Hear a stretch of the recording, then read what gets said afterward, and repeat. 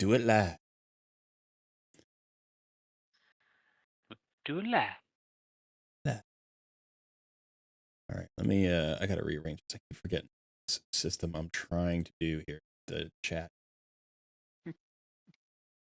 My life is pure chaos right now. It is pure chaos. Everything is hard. I'm at the absolute maximum capacity trying to figure out, it's like I'm trying to sell my car. Why am I trying to sell my car when like there's a baby coming this week?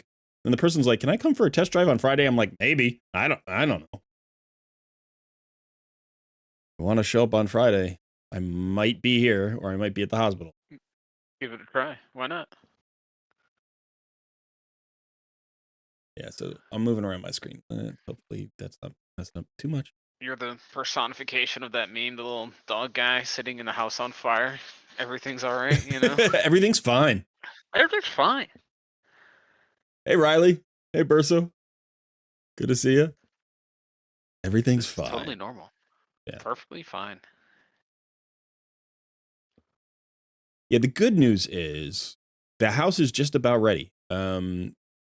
My office is, but the bedroom's ready. Like all the baby stuff is unpacked, assembled, like put in place. I installed like blackout shades yesterday for some of the windows, and it's like, the baby's space is really, really nice.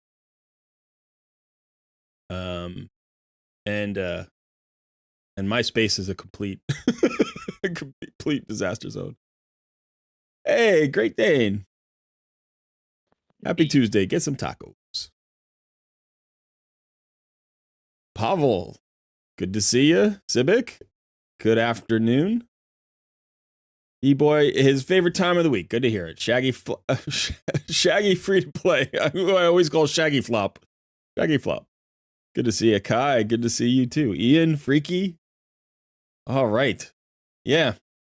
Things are shaping up in the Hell Hades free-to-play challenge. We're coming down to the wire. Now, I misunderstood the ending. Apparently, it's not 90 days. We're going past the 90-day mark. So at reset, we'll have the 90-day, and I thought at the end of the 90 days, that was it. But apparently, we're going more by like a calendar month rather than an in-game month. So what that means is we have 2 more days. So we'll get all the way over to here day 92, and when day 92 is done, so that'll be the 12th. Now that doesn't necessarily help me out because the baby could be coming. So it's like if we just ended today, if that was the ending, it would be a very, very close battle between me and Crop. Crop is having an absolutely phenomenal challenge. His challenge is he's doing crazy good work. I'll hopefully, let's see. Maybe I can show everybody. Let's see if I can do that.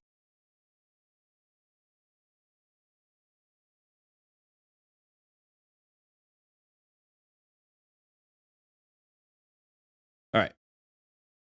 So here's the Hell Hades leaderboards. And you can see I have 10,605 points. Now, there's a little bit of an issue, a little bit of a conflict. It's unfortunate. It's not I don't know. I don't even want to get into the whole way it unfolded. But what happened was, if you look at the community leaderboards and you go down to Hydra, you can see that there are just a few of us in the entire community out of all 1,300 players who have really taken on Hydra as like a major focus, right? So the top 5 are significantly further ahead than everybody else. People have started to get into like the 6-7 millions. I hit 40 million. Crop hit 37 million. This guy Panda, who's not a content creator but is in the contest, is one of the community members, hit 52 million. JS Foot hit 130 million. And as a result, HH and SAF and the organizers decided that they wanted to readjust the Hydra points. So they scaled back the Hydra points. Originally, the Hydra points were 50 points per million. I'm sorry. 50 points per million. And you can see that they've scaled it back to now 10 points per million. So they trimmed it by 80%, which is a very, very significant change. They scaled these points way back. And you know, in their estimation, they feel like they don't want one event to drastically alter the outcome. I don't know that it does. But when you see one person who has, you know, 150 million or whatever, 100 million, 130 million, and everybody else is sitting around at 7 or 8 million, that person has more points. That's just the way that works, right? And so if you look here, you know, JS Foot has almost 14,000 points right now. Now, prior to the change, JS Foot hit like 20,000 points or close to it. What was it? 5,000. So I guess it was about 18,000 points, something like that. 17, 18,000 points. And so they decided this was too much of a distribution. And so they scaled back Hydra, and they did it by 80%, which unfortunately hit me in the meat of my points. If you've been watching my channel, you know I've been focusing on Hydra for the last 6 weeks. And this was my opportunity to win this battle. Was to, you know, Crop and I are both ahead on Hydra. You know, so again, if you go back to those leaderboards, you'll see that Crop and I are near the top. Whoops, where did I just pass it? You know, so here Crop is in 4th, I'm in 3rd. So that back and forth battle was really the thing that was going to determine, you know, which one of us would come up on top. We were starting to separate from the rest of the pack a little bit. You know, there's basically been a 3-man battle at the top. Papa Drock is the other one who's really been absolutely phenomenal, just been totally killing it, which is, I think, a surprise to a lot of people because Papa Drock's a well-known Kraken, right? He's not a free-to-play player. This is the first time he's ever done free-to-play. But we also know exactly how competitive he is, right? He's incredibly competitive. And so he's been pushing really hard. And if you look at the leaderboards for the creators, let's see. So you can't really see this individually. There isn't an individual list, but you can look at the team lists. So we look at the points here. Right now I have 10,605 points. We look at Drock. Drock has 9,859 points. And honestly, like before the Hydra change, he was closing in on me. And then I laid down my latest Hydra score and jumped way ahead of him. So I was like over 2,000 points ahead of him. And then they made the Hydra change and I fell behind him. And I've had to like work hard to pass him again. And again, I've done it primarily through just continuing to push everywhere, but also work on my Hydra because that is ultimately how my roster's built. But then you look down here at Team Scratch and you can see Crop is at 10,759 points. So he's still about 150 points ahead of me. And we've got 3 days left. And we've been talking. Crop and I have been talking. He's a really great guy. I wasn't really aware of this. I know I've seen him a couple of times in the live streams, but he's a viewer of the channel, which is pretty cool. So he told me, he's like, You've created the monster you're battling against right now. I'm like, all right, well, I guess then there's a point of pride there too. You know, he says he's learned a lot from the channel, and that's fantastic. And I'm glad to see that both of us are doing well. Then, you know, you take the methods that we teach on this channel, and you can go out there and do absolutely fantastically. Now, this is not to say, by any stretch, that there aren't great content creators or other great ways to do free-to-play content or run free-to-play accounts. Remember that this is also a modified contest, right? We have a situation where it's only 3 months. We knew it was 3 months. The point system isn't like Raid's point system. It's HH Gaming's point system. And that point system is not always perfect. There's also a whole bunch of things going on in life. Odd One Gaming, who is absolutely killing it early on. His wife, Ivy Leave Gaming, is also expecting her baby this week. So he has pulled back a little bit in these last few days. They're a couple of days ahead of me and my wife. And so, you know, there's that. There's obviously all the other things that you have to do in order to be active enough in the game. You have to get lucky with the RNG. There's all sorts of things that go into this score. But there's also the methods that are effective, right? We know that there are free to play approaches that are going to work better than other approaches. And I sometimes think that those are not as well known, because even the content creators who do free to play content, if they're not fully free to play, if they're, whales and krakens on their other accounts, when they do free to play content, they have a lot of knowledge about champions. They have a lot of knowledge about dungeons. They have a lot of knowledge about the meta, but they're not as familiar getting the maximum value out of a small roster. They're not as familiar as getting the maximum efficiency out of their resources as they are. Because, one of the things Papa Drock actually said in one of his videos, if you go back and watch his videos, he's been posting updates about this free to play series. And he said early on, actually, I think it was in a live stream, one of the HH live streams, he's like, you get punished for mistakes here. It's like, I'm used to, like, if I make a mistake, I can just pull out my wallet and erase the mistake by buying resources. And on the free to play, you don't have that. If you feel every mistake, every missed opportunity, every wasted resource comes back to haunt you, and it affects the long-term success of your account. And so, I think those are the things that I've known well, because I've been a free to play player for 2.5 years on over a dozen accounts. And clearly that's also the thing that, has helped crop. And that's one of the reasons why I think Papa Drock's performance has been so impressive, right? It's been really impressive. I mean, he's going to probably end up around 10,000 points. He might even push past that point. And that's incredibly, like, when you look at there are really, really good players out here. And again, time is an issue. Hell Hades is floating around 5,000 points. Totally respectable. Scratch obviously didn't really commit here. He's under 3,000 points. But when you're talking about guys who are the top content creators, who have all of the knowledge, all of the tools, and Drock is just destroying this contest, like, I'm very impressed by his performance.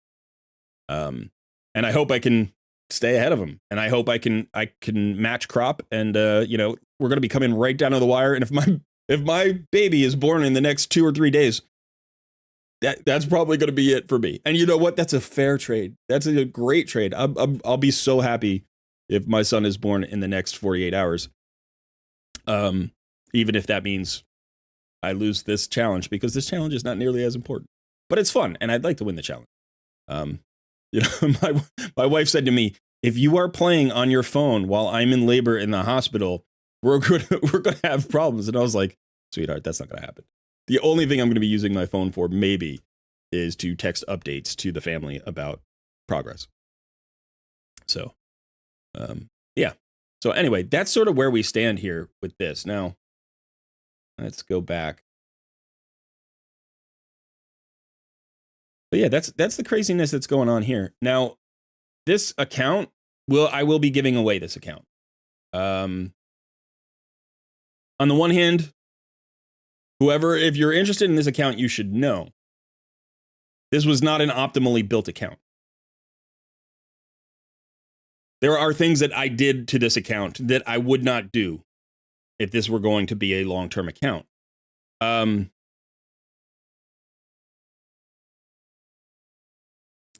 So I did hold on to one legendary. I've only pulled 2 legendaries. I used one as a chicken. That was Drexthar. I pulled Drexthar as my first legendary, and I figured I'll use him as a chicken because people can get Drexthar anyway. But speaking of Drexthar, like, I haven't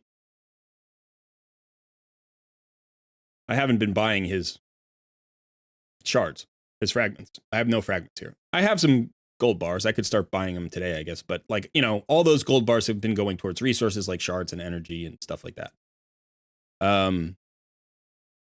Yeah. So that's sort of,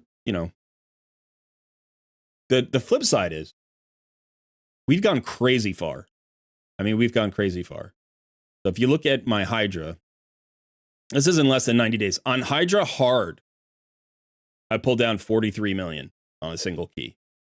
So I'm one keying Hydra hard. I'm doubling, more than doubling the maximum chest on Hydra hard. I don't think I have the gear really to get into Brutal. I don't think I could do 30 million in Brutal. I might be able to do like 15 or 20 million in Brutal, which would be really interesting. And And there's only one team, right? So it's like if you clear hard, that's all you get. You don't also get normal because I don't have that many champions. Like I don't have enough champions to also run normal.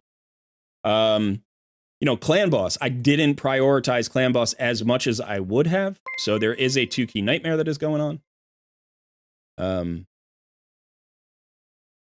But yeah, so that's what's going on there.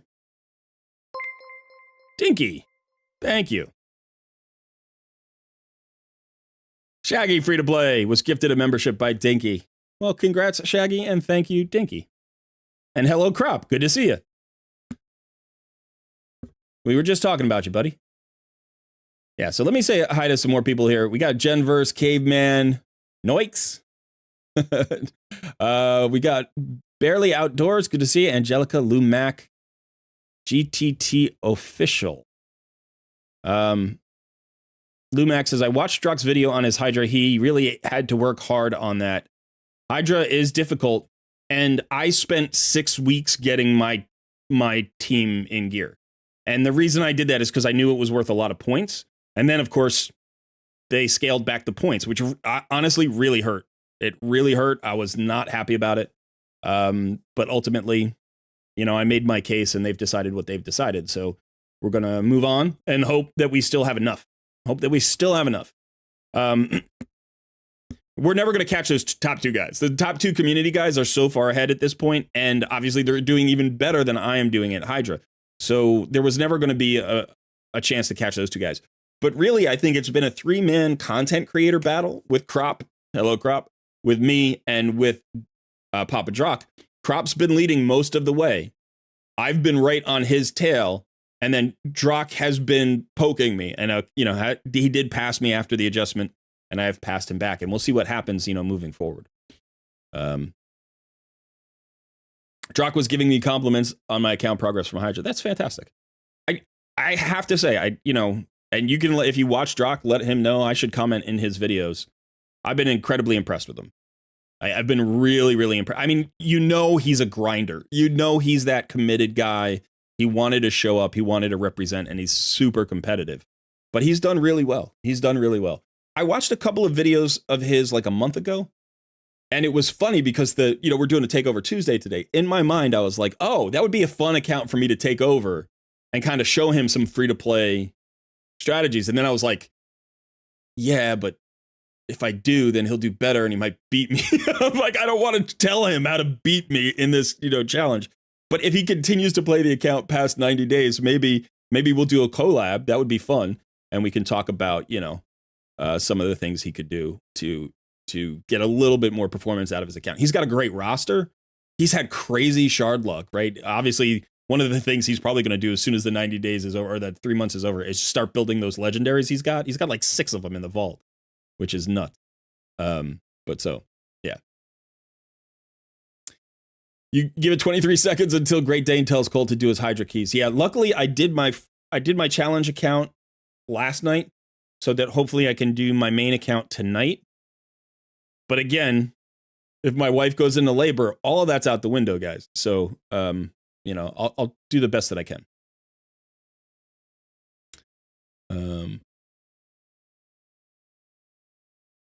All right. Joshua Lynch, 4th place. What were you talking about? Your crummy score? Are you in the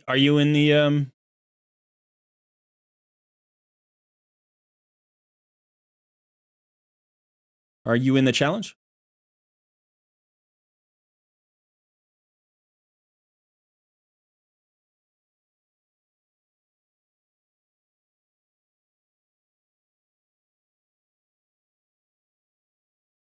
I'm looking now.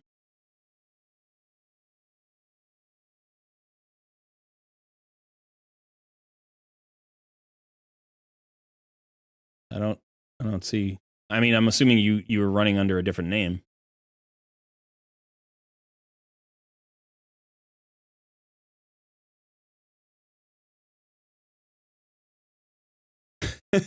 Al Bundy says, so if the baby is a girl, Trunda, and a boy is Newt, right? We know the baby is a boy. We're not keeping that a secret. It is a boy. And we have a name we think we have a few alternatives, like a few alternate names. And one of the alternative names we talked about early on is actually the name of a character in a game.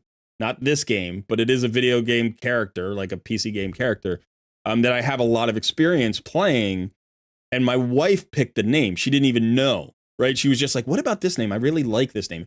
And she brought it up again last night. And I had to be like, sweetheart, that's such a hugely, like, it's a League of Legends champion. And I'm like, I can't name my kid after a League of Legends champion. It doesn't even matter if I like the champion or not. I can't do it. So yeah, that's not going to happen. But we have a name, we think. We want to meet him. We want to see who he is. And then we're going to try to finalize the name. We're gonna name Tristana. Gonna name I what? like it. Tristana? Tristana? Just throwing Tristan League of or Legends name out Tristana. there. I didn't even think of that. Tristan's not a bad name. But not for us, I don't think. Nah. Hey, Ephemeral, good to see you. I'm just curious what the league name was that she came out with. You want to? I don't want to say it. I don't want to say it, Okay, but I'll tell you. I'll tell you later. Okay, I'll tell you later.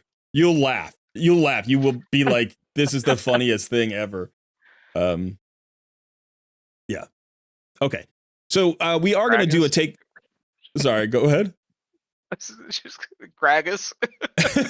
Gragas. No. But yeah, okay. So we are going to do some takeovers today. We might have to keep them kind of short. So that's just going to be part of the reality. I'm not taking anything off the board today. So if people want a gear cleanse, just recognize you're going to get a short gear cleanse. So it's going to be more about like gear cleanse coaching than like a massive gear cleanse. Same thing with Hydra. Like if you ask for a Hydra, like I'm not going to do a rebuild on a Hydra team, but I'll give you some advice for it. Otherwise, we'll try to do as well as we can. But I do have a hard cut off tonight because there are still some things we need to do with family and getting prepared. And so yeah, we're not going to extend the stream to like 7 p.m. That's not happening. So anyway, if you haven't done this before, you want to join our Discord community. On the left-hand column of the Discord server, you just scroll down until you see the coaching corner. In the coaching corner, there's a channel called the Wheel of Takeover. You want to react to the message in that channel. Sun has put up a message. You'll see there are hundreds of reactions or dozens of reactions. Just react there. You only react once. You can only enter the wheel once. Then we'll spin the wheel and give away a free takeover. Just a reminder, it's one takeover every 90 days because we are now past the 90-day mark. So winners of the first week from 2024 are, becoming eligible again. So just be aware of that. If you won early on in 2024, you will, if you're not currently eligible, you will be eligible soon. I'm going to try to do next week's Takeover Tuesday as well.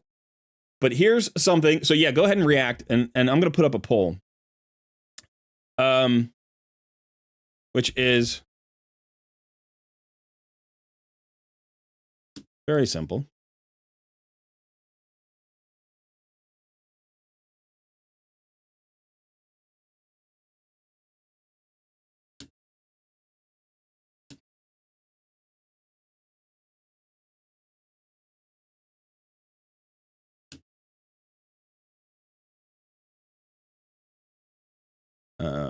Okay. Can't do that apparently.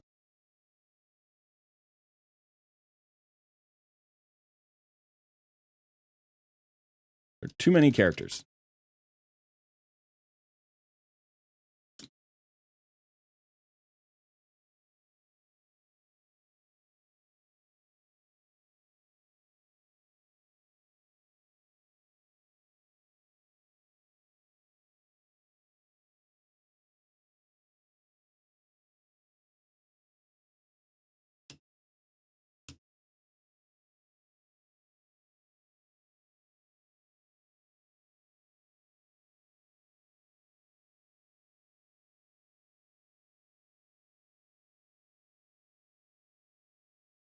Oops, what's going on?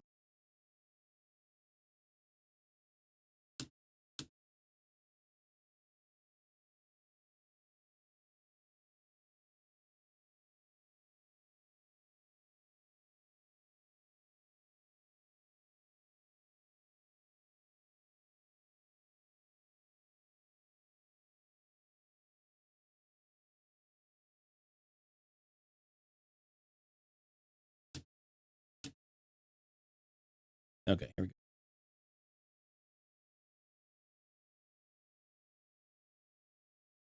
All right, so Son and I have talked about the various things that we could do. When when we have a new baby at home, my schedule is going to be unpredictable.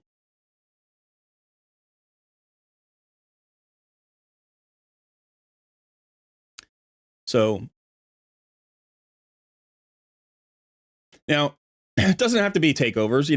Son has volunteered to basically do whatever I want him to do. Right? That's what you told me, son. Anything I need, right, buddy? Wait, That's what you said. I don't think you I said quite worded absolutely it that anything way. that I can think of. You're willing to do to help me out after my baby's born. That's what I think you said.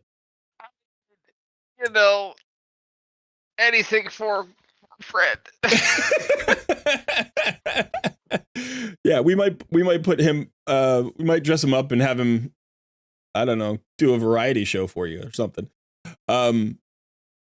But yeah, so Son might be doing the streams. Might be bringing back the Sunday Fun Day stream. That's always fun. That might replace the Tuesday stream for a little while, or maybe we'll try to do both. The video schedule may be reduced a little bit, but I'm going to still try to do my Monday planning videos every week at the very least. Any fusion planning videos we'll do. We'll try to cover some other things as well. But yeah, so that's that. Oh, quick note, by the way, if you haven't already done this, Raid Madness is in the final week. It's going to be done tonight. I think the vote ends at 11:59 p.m. tonight, my time. So there's just over 10 hours. 10 hours left to vote on Deacon Armstrong being the best epic champion in Raid Shadow Legends. So make sure you go over there and vote for Deacon Armstrong. The other guy doesn't matter. It doesn't matter who he's coming up against. So just go ahead and do that. You can click on the link in the description of this video or any of our videos, or you can go check out the last Raid Madness video that Son and I did together. That was a lot of fun. So yeah, and then we're going to have the reveal for that at some point, and then we have all the bracket competitors that we have to go over. We're going to do an award show. It's going to be really fun. I don't know when that's going to happen because there are several things that we have to consider, but we do want to give out our prizes as well. So. Red does the takeovers and Son has to change their dirty diapers. That'd be nice. You could come babysit, Son. Yeah, I'll do that. He told us in Discord he was gifting his house to your little man. Yeah, that'd be difficult. He's down in Florida and I'm up in New England, so. I mean, I'm changing diapers. I mean, it seems like everything's possible now. Yeah, right. Okay. All right, so how are we doing on the reaction? Ready if you are.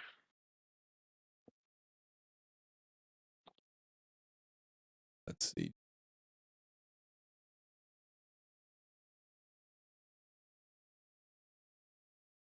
I'm looking at one last thing.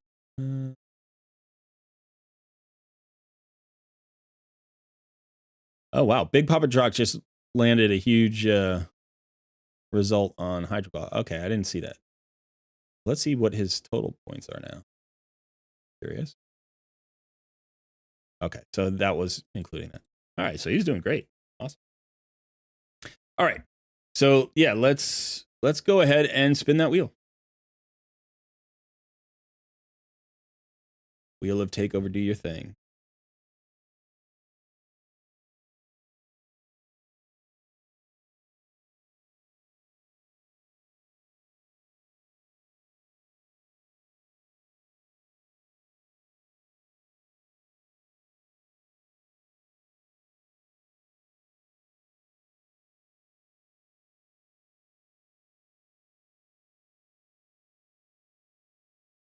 What does that say? Chion. Congrats. All you need to do is send me a DM in Discord with your login information. I should have said that before. I'm sorry. Need your email address and your password. I will log into your account, and then you can also shoot me a DM telling me what kind of takeover you'd like today. Son is going to give you a new role in Discord so you can join the Coaching Voice channel. That way you can mute your stream and hear me in real time because there's like a 5 to 10 second delay with the stream. So that just makes it easier to communicate. You won't be able to talk in the voice channel, but you can type to me anything that you need to communicate. Freaky Gamer, that's Saffron Man, and I thought about making a video about the conflict. It is an unfortunate conflict. I understand kind of both sides a little bit. I don't know all of the details, but at first impression, it feels like there's a reason to be mad and there's a reason not to be mad. And, you know, it's something that predates my involvement in content creation. I was around, like I was playing the game, I think when the second awards went off in 2021. I wasn't around for the first one. Let me get the information going here. So, and I don't know either of the content creators personally. I've never worked with either one of them. So I hesitate to like really, you know, dip my toe in too much. But just from a community standpoint, I think it is something people are talking about.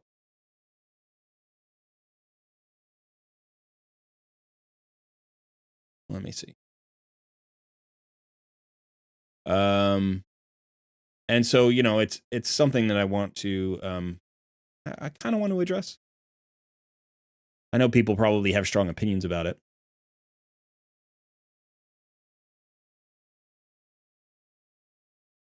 What day is the baby due? Some point this week, probably. So, you know, it's our first child. And so sometimes first babies come a little bit early. So he's not actually due yet, but he could show up in the next 72 hours. Could be here by Friday. Could be here. Could also not be here at all. We're going to be like for the next, until he comes, basically, we are on high alert. That's the state of existence right now. We are on high alert. We don't know what's going to happen. Could be tonight. It could be 8 or 9 days from now. So I have no idea. Okay, so Chiana is just looking for some general advice. So let's start with an account review.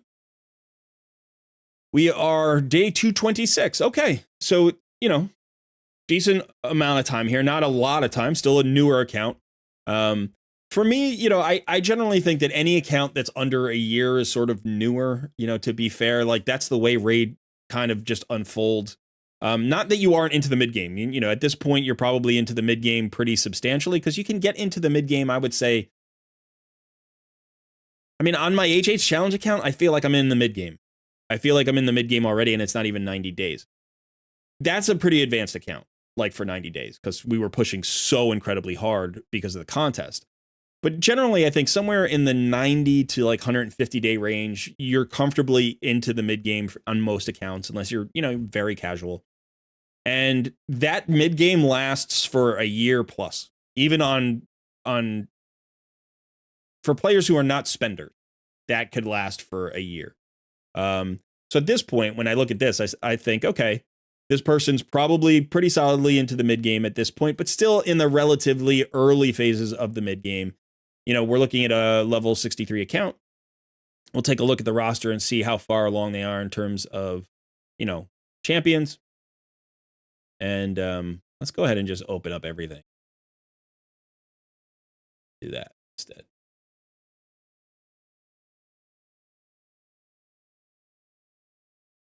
Yeah, when I crunch down the screen a little bit, you only get 9 champions in a row. Typically, you get 10. So it actually changes. Like, I have to adjust the math. So here we've got 1, 2. Yeah, it's 9, 10, 11, 12, 13, 14, 15 6-stars. That's pretty good. I would say that's pretty good. You know, a bunch of additional 50s. Do you have some unbuilt Legos? You got Black Knight down here and Saito, who's, you know, okay. Lysaea, Green Warden, Elder Skarg. By the way, I don't have any of these 5 champions. I don't have Black Knight, Saito. I've never pulled any of the. I might have Green Warden Ruark. I might have pulled him at some point, maybe, but I've never built him. So I don't know that much about those particular champions. Obviously, I could examine their kits and give you some, you know, ideas. you know, you have a man-eater. I noticed that, and you have a Painkeeper. So I'm assuming that this, you know, this potentially is for a budget unkillable clan boss team.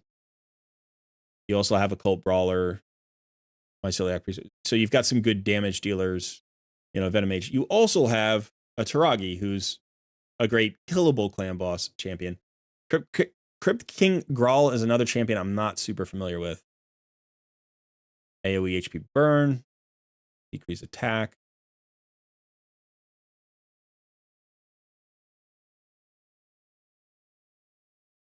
Freeze, AoE freeze. Okay. Now you do have Rathalos built out. He's not booked. Wukong is mostly booked. So the Drakes is mostly booked. Nishak Vermin Lord is not booked. Okay. So it looks like most of your legendary books have been going into Syl of the Drakes, which is totally fine. That makes sense. And Wukong, which is totally fine. Makes sense. You know, so those are your two. You do have Sathalia down here, who's also very good. She's very good. She's not an account carry, but she's very good.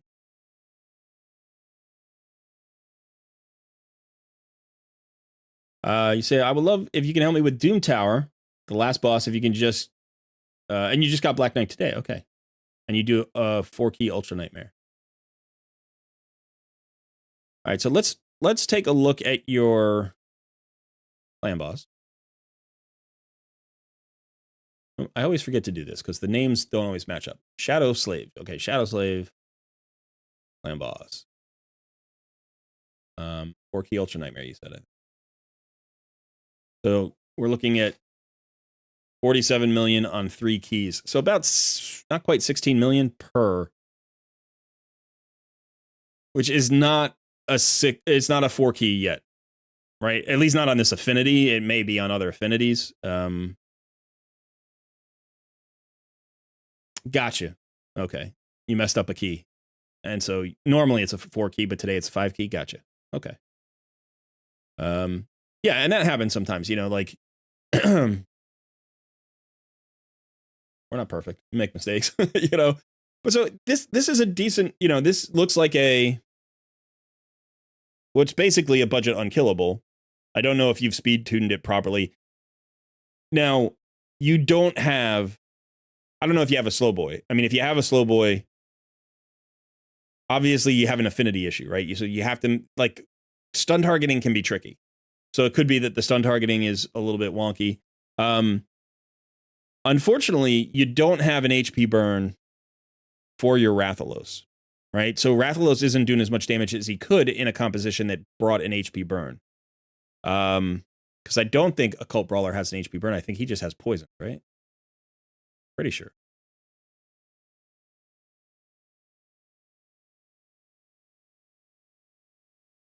Yeah, just poison. But, you know, you're bringing in 3 damage dealers, all good clan boss damage dealers. But moving forward, what you might want to consider is, you know, one, how do you handle the stun? Can you do something different with the stun? Can you direct the stun more easily or better? You know, I mean, maybe you already are. Maybe you already are, and it's not a problem. But obviously, as affinity changes, that becomes an issue. So you may have to always fight against the void affinity. Just make sure you're there early in the reset, so you don't have to worry about affinities. And then, you know, you still need to get your Man-Eater to 60, your Occult Brawler to 60. Let's see what your HP burn situation looks like.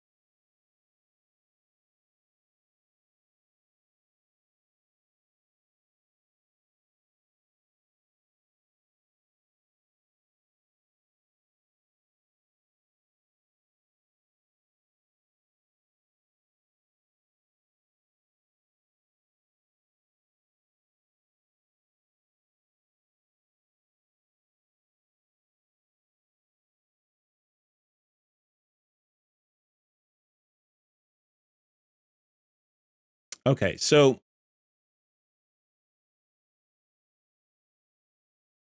I mean, Crypt King is okay. Obviously, it would take books, you know, and that's, I don't know that I want to tell you to book this guy out. He doesn't seem awesome. He seems fine. You know, he's an AoE HP burner. He has a 100% chance of landing an AoE HP burn on a 3-turn cooldown. That's really usable for Spider. His A1 is potentially a conditional 100% decrease attack for 2 turns. That's actually really nice. So that could be a highly usable on the boss, especially on a killable composition, but you have an unkillable composition. So that's not necessarily a top priority there. But it could be good against, you know, bosses in Doom Tower, bosses in dungeons, having that decreased attack. The AoE freeze is nice. And then this places a second HP burn if the targets are already under HP burn debuffs, which is weird. This one can't be resisted, but the other one can be, so you need accuracy anyway. So the only reason that this would be helpful is if you had a second HP burner and you don't really have one. So I'm not really feeling him.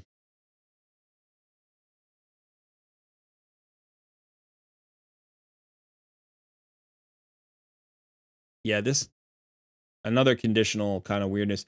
Sathalia has an A1 HP burn. Not 100% chance, but it's pretty good. And then she has a cleanse for an ally, which you could use to cleanse the stun. And then she also has a buff strip, which you could remove the increased attack. But again, that's more of a killable thing.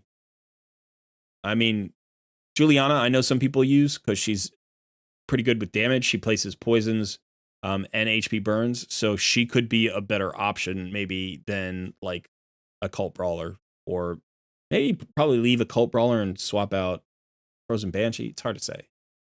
But nothing perfect here. I like Selenia, but again, not for an unkillable team. So yeah, it might take a little while. I mean, the obvious perfect champion would be Geo, right? Like if you pull Geo, because he has the HP burn, which is going to activate the Rathalos. And then you get the 50 turns of the damage reflect. Like if you pull him and you plug him in, you've got probably a 2-key Ultra Nightmare right there. You know, so that's going to be incredibly. Plus, you've got the Weaken, which is going to increase your damage from everywhere else.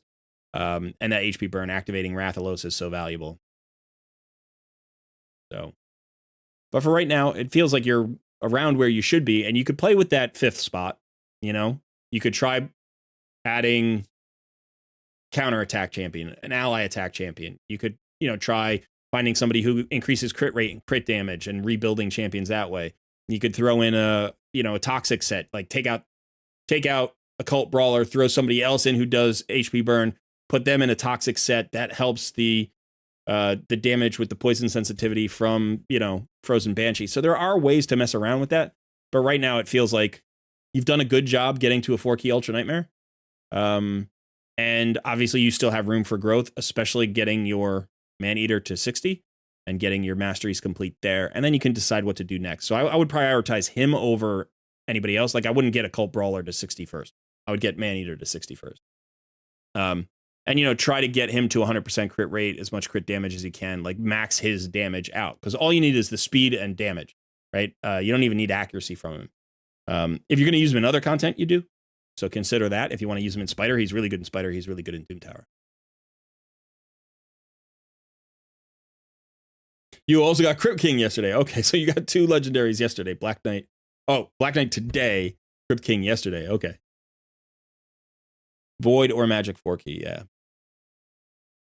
You know what? That's not a bad place to be. It's really not. I mean, obviously, when you can get to the 3-key, that's so valuable. Because now you have that extra key to throw into Nightmare or Brutal and get even more chests, right?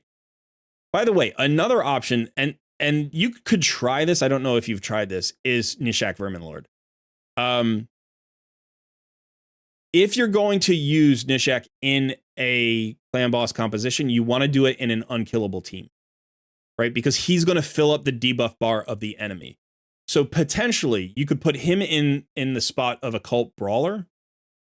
He's going to get the poisons out there. If you can keep that poison sensitivity up, he's going to do a lot more poison damage than a cult brawler is. Plus, he does the bomb damage. So he's just going to hit harder. Obviously, you need to get him speed tuned, and he needs to have the accuracy because he has to land all the debuffs. But he could actually be a phenomenal clan boss damage dealer, but he will max out the bar. You know what I mean? So like that's why you want him in an unkillable team, because you don't really care about the debuff bar other than maybe like a weaken or a poison sensitivity or decreased defense. So you could try that. That might actually boost you, especially against magic affinity. That might actually boost you really well, because right now Occult Brawler is 50 and weak affinity into magic affinity, right? And so with Rathalos and Nishak Verminlord being strong affinity, I would actually consider him. The other one to consider is Venom Mage. You could try throwing Venom Mage in for Occult Brawler, have her pair up with Frozen Banshee so you get the poison sensitivity, because she doesn't bring a poison sensitivity, right? She brings a heal reduction. Yeah. You know, so those would be the champions I would try. Just iterate a little bit. Just mess around with it. See which one gives you, you know, the most damage. And it may even be the kind of thing where it's like you take Venom Mage into Spirit, right? And you take Nishak into Magic, you know, so you have that option as well. And kind of try that out. I would still try Kale too, because you've got a 3-star Phantom Touch. And obviously the poisons work really well with Frozen Banshee. So again, there's another magic or Spirit Affinity option there. Would work really well. All right, so let's take a look at Doom Tower. That's what you were asking about. You are on normal. You are on the final boss. Okay. So the first thing is we have to have either an HP burn or a block revive. I don't know. I don't think you have a block revive anywhere. I didn't see. Oh, you do. You have Armiger.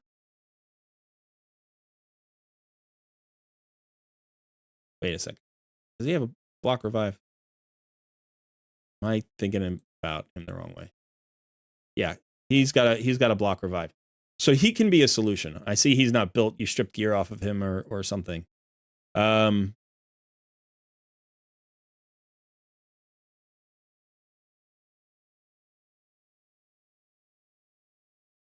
So again, we're looking at HP burns. And honestly, you know, Grawl is your only 60 who's got an HP burn. It's 75% chance. He is, I think, neutral affinity, right? Yeah, because it's a void affinity boss. So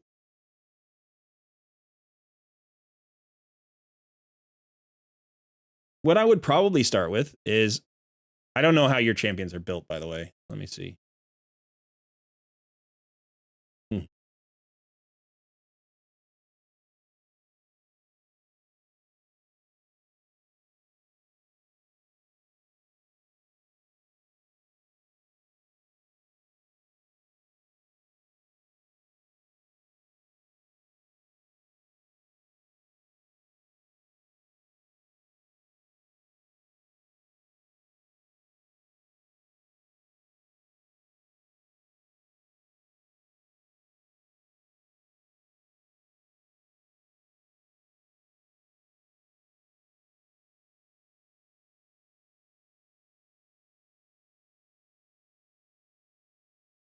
I would probably do something like,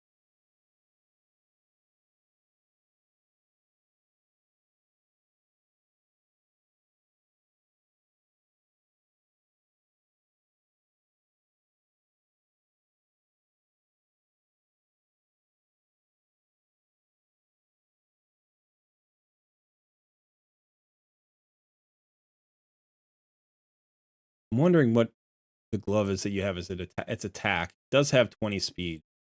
But remember that you're going to get speed from the gauntlet as well, from like the set. So let's see.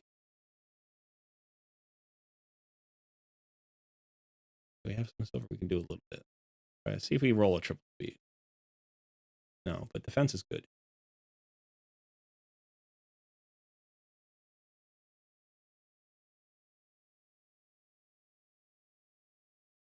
Accuracy is good as well. All right, so you can still get 14 more speed here, which would take you up to 209.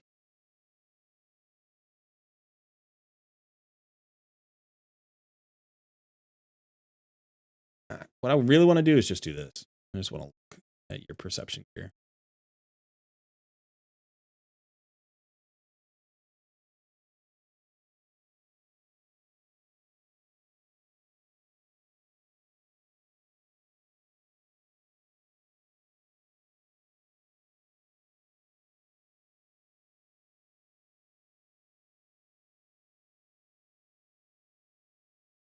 Hey, Suzanne. Good to see you. Yeah, Crop, you can definitely do that. You can clear that stage just basically with Armiger and just people keeping them alive. Oh, this is really nice. So this, I know that like we're giving away HP, we're giving away defense here, but speed is so critical. You know, and now I'm thinking like about divine speed with accuracy. I mean, like that's a great piece. You know, unfortunately, like a lot of this gear is on champions on the clan boss team, and I don't want to change those. You know, but this would potentially give you almost 20 additional speed. It actually gives you more defense. So even though you're trading away your HP, you're getting more defense. You've lost a little bit of accuracy here, but I think we can glyph that back. This glove is the glove you'll want to replace at some point, right? You want an HP percentage glove here or a defense percentage glove. Probably, you know, even in the chess piece, you could also get for defense or HP. But right now, just getting him faster is critically important. So let's see about glyphs. How are we doing on glyphs? Not bad.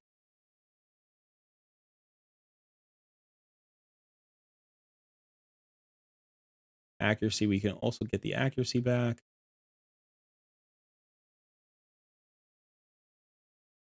The HP. May as well glyph his attack as well.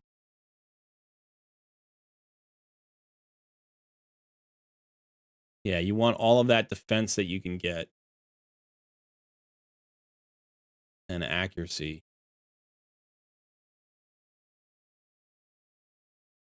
I'm going to take this to 16.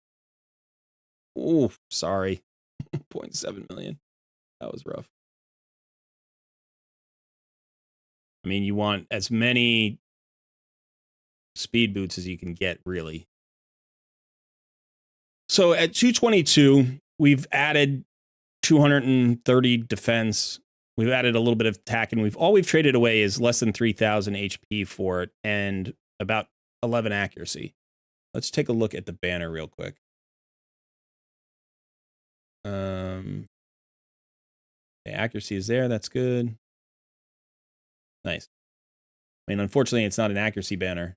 That's what you want. You want to eventually get him into an accuracy banner with speed, but you know, you've got that good speed there, and it's a tanky banner, so that's really nice. Okay, so I mean, I would probably make that swap.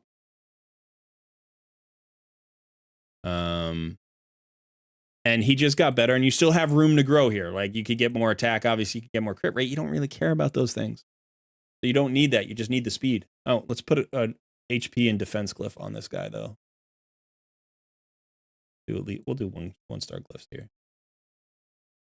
This is probably going to get swapped out for somebody else. All right. But I mean, that's nice. That's an improvement. And again, you can also look to swap out these pieces. This doesn't have any speed on it. Actually, let me see. You have an accuracy. Look at this. This is better, right? This is better. Let's look at this one. This has the speed. So this is going to give us more accuracy. Probably, if we roll into accuracy, it's going to give us speed. Let's see about this one. Let's roll this up a little bit. There we go. We're going to get the accuracy. Hit speed. Hit speed. Come on. Last one. Hit speed. Still, this is going to give us another 5 speed. Bring us 4 of the accuracy. We enchant this one as well. Go ahead and do that. 4. Ah, come on. Give me more than that. There we go. 3. And we'll do this one. All right, so we're going to swap that. This is going to give us all of our accuracy back. Trade a little bit more attack and HP away, but for an additional 8 speed. So now you're at 230. Again, my goal at this point on this account, like thinking about where you are in terms of days in, at the level you're at 63, 225 days in, you may not have prioritized speed enough. Deacon is built. He's got masteries. He's got all of his books. This is maybe still the best champion on your roster, including your legendaries. I think Wukong is up there, Nishak's up there, Scylla the Drakes is up there. But he's the enabler. He's the champion that makes all of those other champions better. And the key component to having that happen is speed and accuracy. Speed, accuracy, tankiness. But first speed, second accuracy, third tankiness. And you can have very conscious goals for his gear. Accuracy banner with speed, right? Get this accuracy up to 300. That's where you want it. You want it at 300.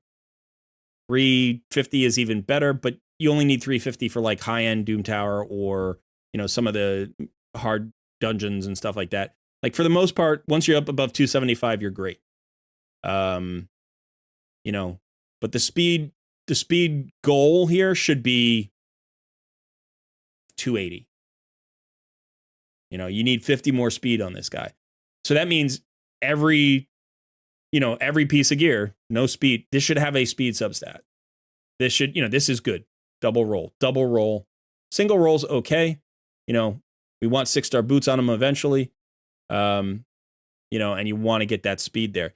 If you can get him to 260, 270, 280, he's going to cycle so fast that he's going to push everybody else's cycles faster, right? Plus, he's dropping the turn meter on the enemy and all sorts of stuff. So he's the engine of this account. And the great thing is you now have 2, and you actually have like 3, because you have Scylla of the Drakes and Rector Drath. And these champions work really well with a fast Deacon Armstrong. Think about the fact that Scylla heals based off of her passive, right? So if she gets more turns because Deacon's pushing her turn meter all the time and he's got that speed aura, she's actually healing more. She becomes more powerful when he's on the squad, right? Now, it would also work with, say, like a High Katoon or an Apothecary. Anybody who like really pushed your turn meter and your speed would help. But he's got all of those pieces. Plus, he brings the drop defense. Plus, he brings the leech. Plus, he brings the turn meter decrease, the AoE drop defense, all the stuff that you need. So he's really the best for that job. So we're going to use him. And, the faster we get him, the better off we're going to be. So we're going to start with him as the lead. Our HP burn right now is Grawl. We're going to go with the HP burn and leave the Armiger on the bench just because Armiger's not built. If Armiger was built, I would probably actually go for him. Because I think that, one, he's a cheaper option, right? Grawl's not booked. And the idea of booking him simply for something like this is like, I'm not sure he's worth the books, I guess is my question. I don't know if he's worth the book. Hey, DK. Good to see you. Hey, Tulsi. We are doing our first takeover. We're trying to clear Doom Tower normal for Cheon here. Yeah, your speed is elsewhere, and that's fine. But you want to focus on that. Get your faction wars done so you can forge perception gear in the forge. That's the single most important thing probably for like the next 5 years. Like it's always important. You never have enough perception gear, and that is the perfect set for Deacon. You want 3 sets of perception on him with speed and accuracy substats, HP percentage or defense percentage, main stats on your chest and your glove. Like that's the dream, is to have him at 280 and 350 plus accuracy. 280 speed, 350% accuracy, and then like super tanky, like 4K defense and 50,000 HP and all that. Like that's the goal, that's the dream. But you're several months away from that. But by having that clearly in your mind and knowing that that's going to empower all of your champions, honestly, like when I build an account, when I start a new account, my top priority in terms of gear is to get my enabler as fast as possible. Get my Apothecary to 300 speed. Get my High Katoon to 300 speed. Get my Deacon Armstrong to, 270, 280 speed with good accuracy. Remember, Haikatun is useful with accuracy, but Apothecary doesn't need accuracy. So those champions tend to run a little bit faster because you go all speed sets. Deacon needs to run with accuracy. So that means he's probably going to be a little bit slower. But even a Deacon at like 260 or 270, if that's your fastest champion, that's incredibly valuable. And you need at least one of those. You need at least one of those champions to really enable your account.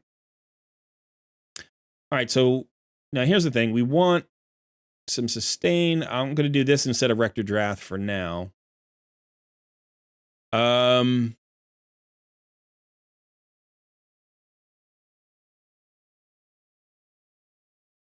We don't have a cleanse.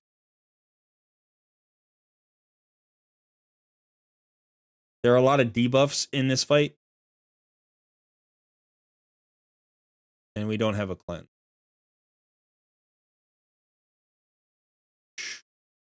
We want some good damage. We need somebody with good damage.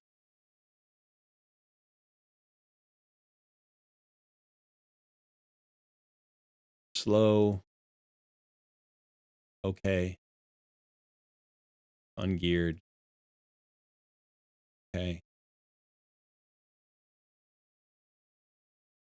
Not bad, actually. The accuracy is too low, though.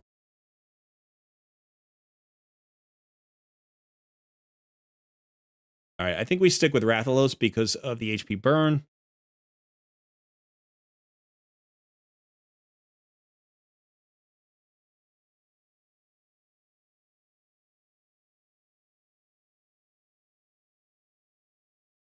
$176 to 18. We're gonna try this for now. So 3 supports, 2 damage dealers.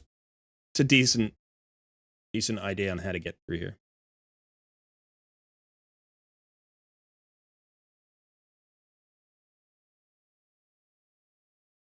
Yeah, you're right. There's a block debuffs on Maneater. He doesn't have accuracy though. And you want that turn meter decrease, you want the AoE decrease attack. You want the decrease attack to land. The turn meter steal to land. So I think we're just going to go with this for now.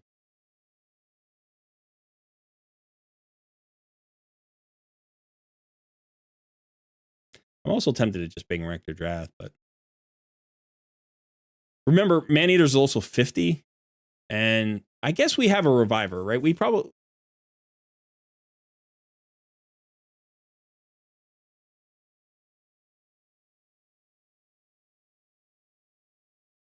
whatever. We'll try that.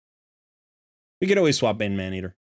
The block debuffs buff is actually really valuable. And that's one of the debates we've been having in the Raid Madness series, right? Is that a lot of people pigeonhole Maneater, like he's only usable in this place. You know, he's only a clan boss. It's like he's great everywhere. And this is one of the fights where he's actually really good. Because he has that block debuffs buff, that 100% turn meter steal, the AoE decrease attack, and then even the unkillable. You know, it's really good. But I'm a little bit worried that without the accuracy and being only level 50, he might not actually bring that much to the fight.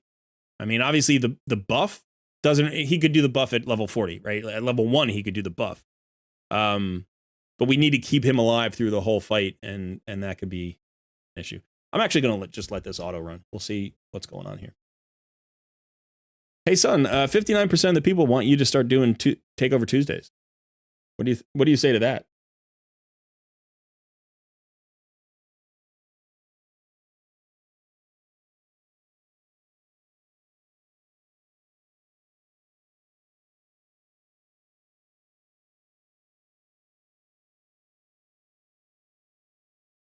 He says nothing to bear.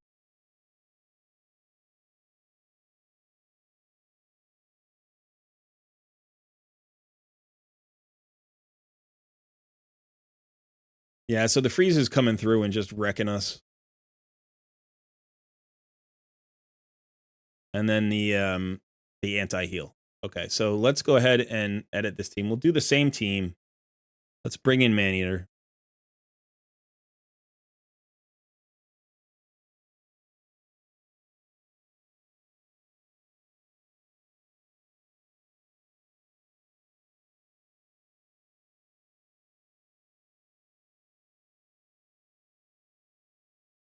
Yanako's good in what?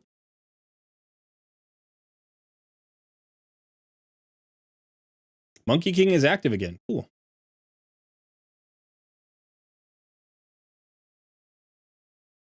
I mean, you can always go with a resist build. Remember that I'm pretty sure all of these debuffs are resistible from this boss. I'll double check the skills when we get in there, but there might be one that's not resistible. But I'm pretty sure you can resist most of these. I wish he didn't use his thing. I think you can resist most of these debuffs. And obviously the heal reduction is critically important. The freeze is a pain, but the heal reduction is what stops you, what actually kills you, right? So let's see.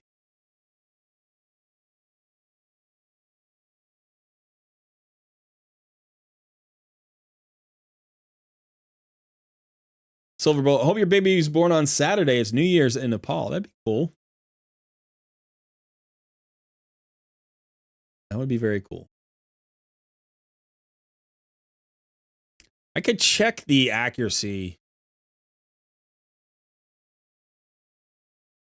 See if we can freeze those. We might not have I didn't even check. We should have checked the Crypt King for his accuracy, because if he doesn't have the accuracy to land the HP burn, then we don't even have the HP burn. All right, so look, it's a massive issue. If we don't have the skill off cooldown, it becomes a massive issue.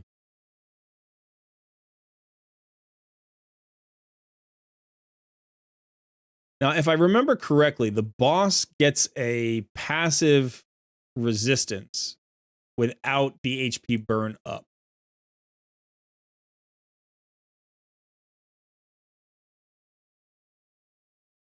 Sorath's defense and resistance are increased, basically, without an HP burn. So, like, landing the first HP burn is really important because that reduces the resistance of the boss.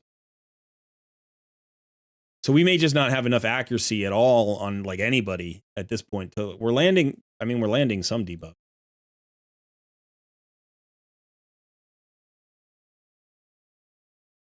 Kind of want to do the turn meter still here. Let's try that. Okay, yeah, resisted. But I don't know if we're going fast enough.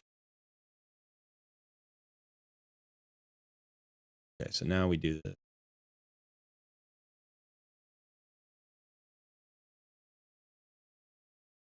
like, I feel like I need to land slows on the spiderlings. This is really tricky here. The HP burns on the spiderlings will help bring the boss's damage down, but oh, did the boss remove my buffs? Yeah, he removed my buff. All right. Let's go take a look at some build. So, first of all, let's figure out how much accuracy we need for Sorath at the top. So, floor 120 of normal Doom Tower.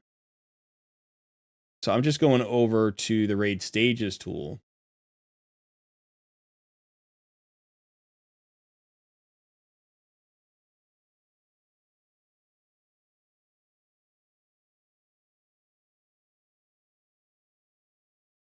Go over here. Hellhades.com. We go to Doom Tower. I think it's rotation 1, right? Floor 120. Okay. So the boss has 100 resistance.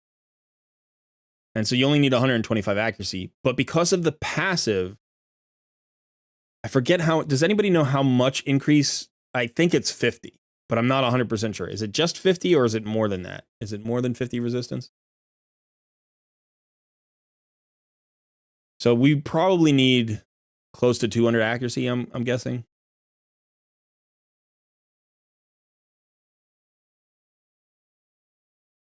It's 50. I think it's 50. Yeah. That would be 175 plus you need a little leeway. So we need probably, close to 200 accuracy. So Syl has the accuracy. All right, Maneater doesn't. But Maneater also isn't 6 stars. With a accuracy banner, that would, potentially improve. 23 speed on that Hillstroke chest plate. That's really nice, right? That'll be great. Yeah. So we're not gonna get any more accuracy, I don't think.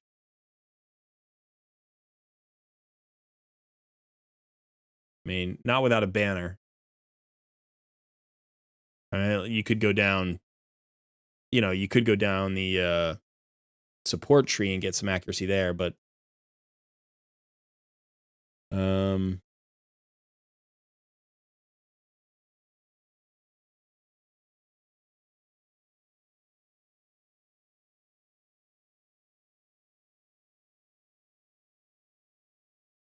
so let's look at this holistically for a second. Like, just think about what you're trying to accomplish with the champions that you have, and then who would help you out here. You have a little bit of time on Doom Tower. Obviously, you'd like to be in hard mode Doom Tower, pushing that as well. You can, by the way, you can skip up there and just go ahead and push that. But I would say that, the speed and the accuracy thing is what's hurting you. So here we have enough accuracy. We might not need Rathalos. We could go to something. See if there are other block debuff buffs. Any other champions that do this? Just Sethalia. And Sethalia is single target. I mean, Sanguinea is great for this fight, but you don't necessarily want to build her just for this fight.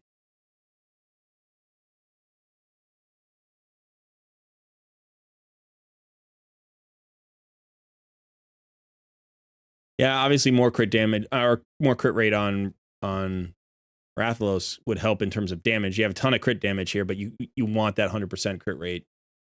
See, this one is unfortunate because it doesn't have crit rate. So, now if you have somebody who's coming in with a crit rate buff and you only need 70%, then that's, where is that? That's this one, right? That's crit damage. Where's crit rate? What's crit rate look like? Is it this one? Yeah, I think it's this one. Yeah, so no crit rate buff.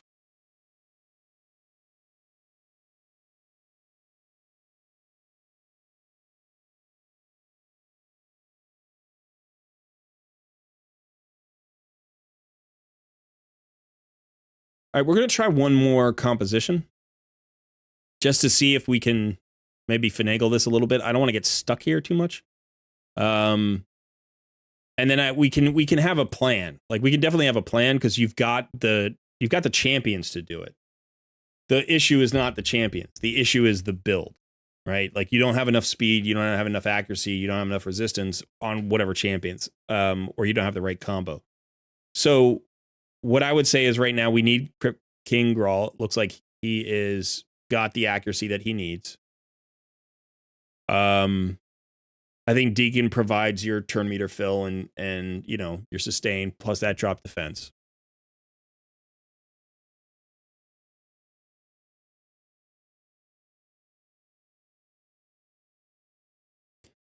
I think we're going to go with Painkeeper and Maneater.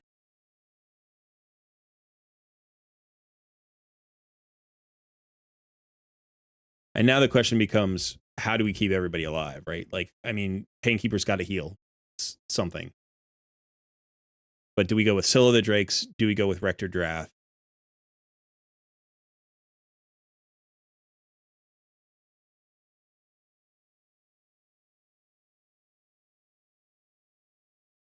The decreased attack is meaningful from Rector Drath.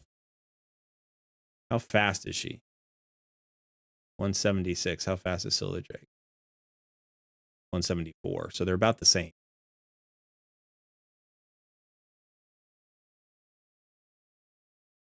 $67K HP. Wow. 54,000. 2.1 K defense. Yeah, Rector might actually be better. Hard to say.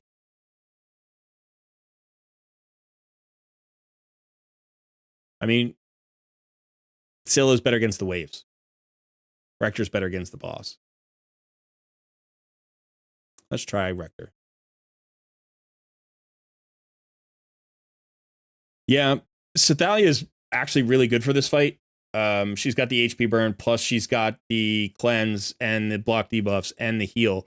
It's single target though, which is not as good as an AoE. You know, so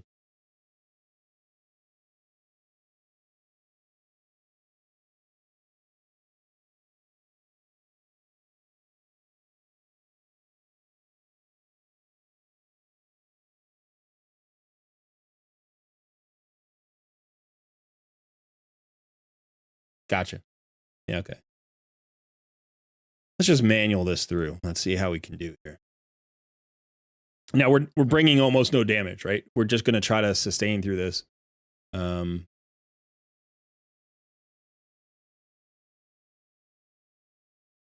Use our HP burns. Probably want to go ahead and do the and this.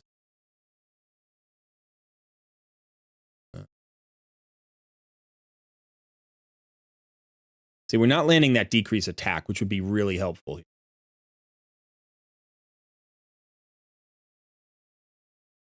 Do the cooldown. Getting a little bit unlucky with the RNG on this particular run.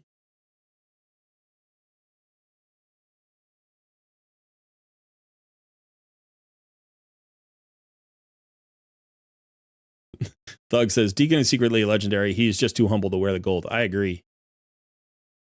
I would say Deacon is better than 50% of the legendaries in the game.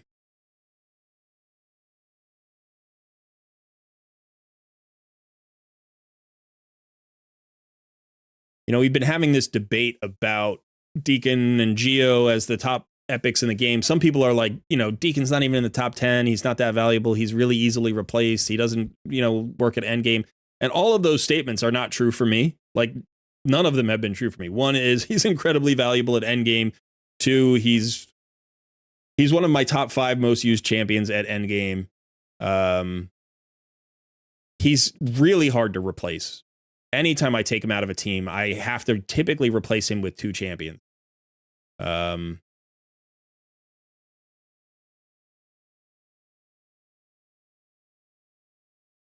So yeah, it's just a. And here's the thing, I think. If you run a champion, and it doesn't matter what champion it is, I'm not specifically talking about Deacon here, but if you run a champion and you don't get much value out of that champion, and then somebody else runs that champion and gets a ton of value out of that champion, the person who got a lot of value figured out how to get the value, and you didn't, right? Like, and that's fine. Like, we all have that. We all have champions who are like, oh yeah, I tried that champion. He's not that good. And then somebody shows you how to use that champion. You're like, oh, I get it now. You know what I mean? And that's the scenario with Deacon, I think. Anytime I hear somebody say like, yeah, he doesn't do anything for my account, I'm like, that's fine. Like, that's fine because you focused on other champions. There are 800 plus champions in this game. You do not have to use Deacon to succeed. But if you have Deacon and you haven't gotten any value out of him, it's not because there isn't value in the champion. It's because you haven't learned how to use him yet. You know, it's like if people keep telling me it's like, oh, you know, I don't know, you can pick any random champion, but like Jintaro is an incredible clan boss damage dealer. And I'm like, I tried him and I couldn't get any damage out of him. That's on me, right? Like, that means I didn't know how to get the value out of Jintaro. It doesn't mean that Jintaro doesn't have value. So, and that's like not the worst thing in the world. Like, that's fine. Who cares? I don't need to use Jintaro. I've got other champions. You know, maybe I like other people. But my point being, like, every time I hear somebody say something negative about a champion that I know I've had a positive experience with, I'm like, you just haven't done it yet. You just didn't figure out a way to unlock the potential. Or the thing that champion brings, you've already got, and so you didn't care to try. which is also reasonable. It's like if you look at a kit and you're like, well, this would basically bring me value in these areas, and I already have those areas covered. And so then you just kind of throw that champion into faction crypts and you put them in a crappy build and you don't really get their masteries and you don't like build them the right way. And then you run them in faction crypts and you're like, they're okay. I don't care. It's like, to then also say that there isn't value in the champion it's more a reflection of what you've done, right? It's more of a reflection of just like, okay, so I haven't done anything significant with this champion yet. And that's fine too. So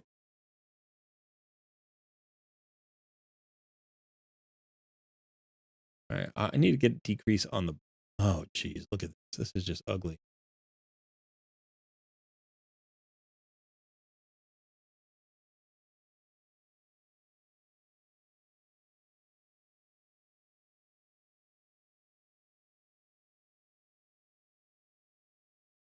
Can we get a decrease attack on this boss? Can we get an HP burn on the boss?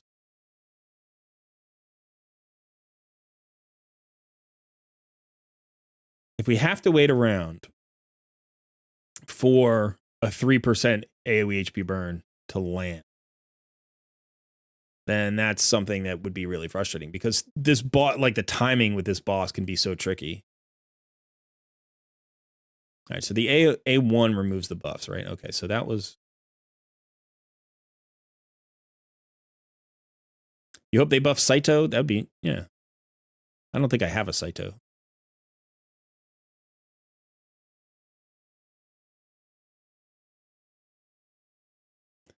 Decreased defense loses value in endgame because of lethal crushing rend.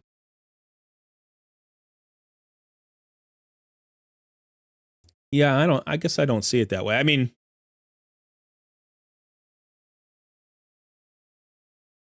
they stack, right? Defense destruction and defense reduction stack.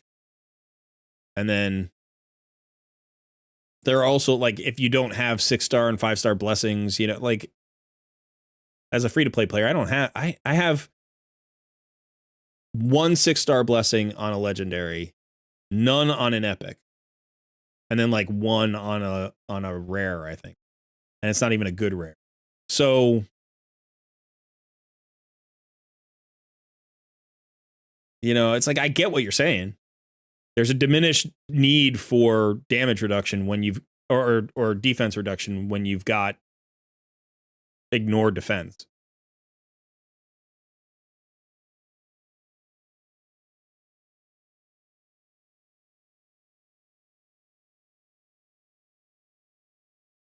Yeah, Civic. Part of every champion's value is accessibility, right? The more players that have a champion, the more likely somebody's going to find a great use for the champion, right? Somebody in the community, if you have 1 million players playing with a champion, somebody's going to find great value in that champion. And then if you copy that player's usage, you might also get great value out of that champion.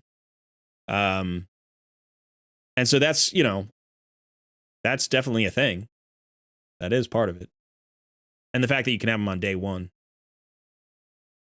Like, the only reason I would take Wukong over Deacon on a new account, like if both codes are still available, is the fact that it's harder to get a Wukong. Like, you can still pull a Deacon, right? Like, that's the reason. Not because I think Wukong is actually better for my account. I actually think Deacon starts your account off on stronger footing than Wukong does. But, you could always pull a Deacon. I did. I pulled a Deacon, on my HH Challenge account. I don't think we've landed a single HP burn yet, so I don't think we're gonna beat this boss.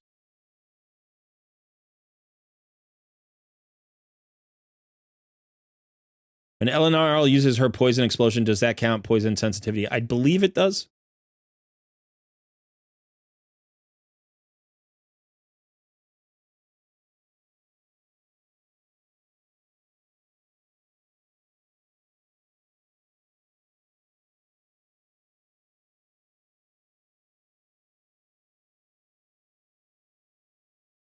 Yeah, so what's happening here is we don't have enough accuracy. This 248 for some reason is not landing an HP burn on the boss. And according to the website, it's supposed to be 125, but let's see.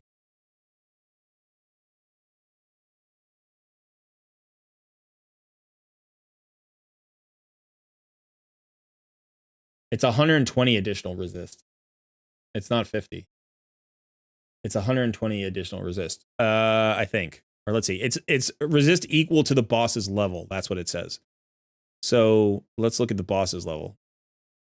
225. It's 225 additional resist. Okay, so in order to land a debuff on him, we would need 350 accuracy.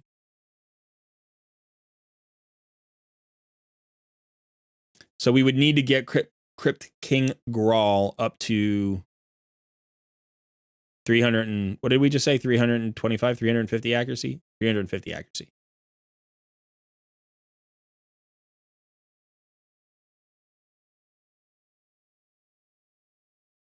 No accuracy banner. So that's going to be the difference. All you need, I think, is an accuracy banner.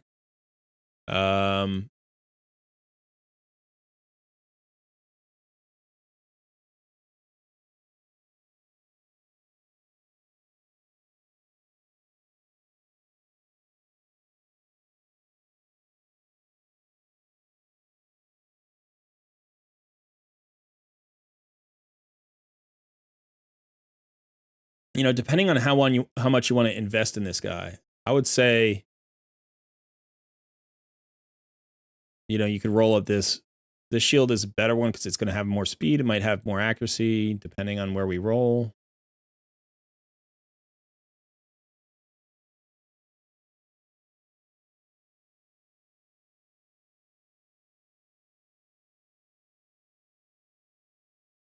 You can glyph that back. Again, speed, accuracy, speed. I would probably look for perception gear for him because we need to land that HP burn. So, you know, right now we have 3 speed sets, basically 2 regular speed sets and a divine speed set. I would look for at least 1 perception set. It's okay to lose some, like if we end up at 200 speed, like that's okay. I'm not, you know, that's not awful if we land up at the 300 and, what did we say, 350 accuracy. So you probably need multiple perception sets. Another thing to look at is your area bonuses. Do you have any? You do have some medals. So you could go do Doom Tower. Where is it? Doom Tower, you could do accuracy. Additionally, you could go in the Great Hall and you can do affinity bonuses for accuracy. So you can push that to get some accuracy there. You know, so ultimately we're trying to look for... Yeah, we're getting 80 accuracy from the affinity bonus.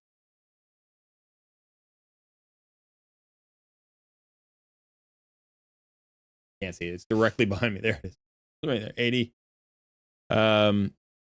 You know, but you need to get to 350 accuracy. Now for Armiger, I don't think that's true. I don't think you need any accuracy. So this might be the better solution.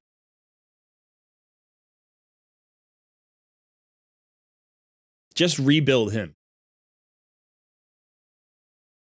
You need 100% crit rate on him for his turn meter decrease. And then everything else can just be pretty much tankiness. Although crit damage is good, right? You want crit damage, crit rate, speed. Accuracy is good as well. Actually, you need a lot of stats for Armiger. So the attack has to be critical. So you need crit rate. You need 100% crit rate. You need the accuracy to land for the turn meter decrease if you want the turn meter decrease. You don't need the 350 accuracy for the turn meter decrease on this boss. You don't care about the turn meter decrease on this boss. But for dungeons and stuff, you want 225. So you want at least 225 accuracy. I think this is the better way to go. First of all, you can build him really tanky, right? He's a defensive-based damage dealer. You don't need books on him. I mean, the books are easy to get. You book them for free. So I would probably reinvest in this guy. rather than going this way, because this requires a lot of rebuilding. This requires a lot of gear. Yeah. I don't think there's just an easy, like, instant, oh, we swap this thing and then we fix this boss, you know, because basically what's happened, it looks like what's happened in my mind when I'm looking at you in Doom Tower right now is you have really done well. You have done well to push Doom Tower as far as you have in this rotation. You have the champions available, but you lack gear on this account right now. Your gear on this account lags behind the rest of your progress. So when I come over here, you know, this is what I'm looking for. Perception, perception, perception. Use up all your charms. Use up your mythical charms. Use whatever you can get to improve your perception gear. You want perception gear on Nishak, potentially, depending. You need to get to 225 accuracy for him. You want perception gear on, you know, Venom Mage. You want perception gear on Deacon. Not necessarily 3 sets on everybody, but you're going to want, you know, one of those sets. Like speed and accuracy are so valuable.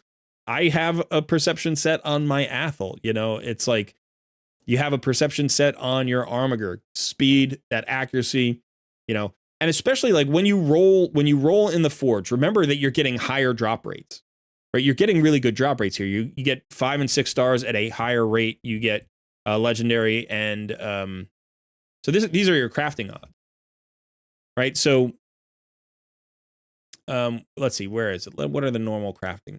Okay, so without a mythical charm is weird. Okay, so anyway, without a rank charm, you still have a 25% chance of a 6-star. You use a rank charm, you get a 50% chance of a 6-star piece. That's so good. That's so incredibly good. So this is where you want to be spending time and energy. And that means getting into your faction crypts. Now, you start to get the legendary materials at stage 13. So stage 13 is a good goal to try to get to. If you can push past that second boss and you can farm like 15 or 16, that's really good. That's much, much better, because now you're going to be getting both the epic materials you need and the legendary materials you need. And this is a good area to focus. You know, I'm looking at the number of stars here. 370 stars is not bad. I don't know how many of these you've actually been able to push that far. You know, these 2 are not pushed past the first boss. So there's sort of like this cycle, right? If you think about it this way, you need good champions to do stuff, but the champions max out without good gear.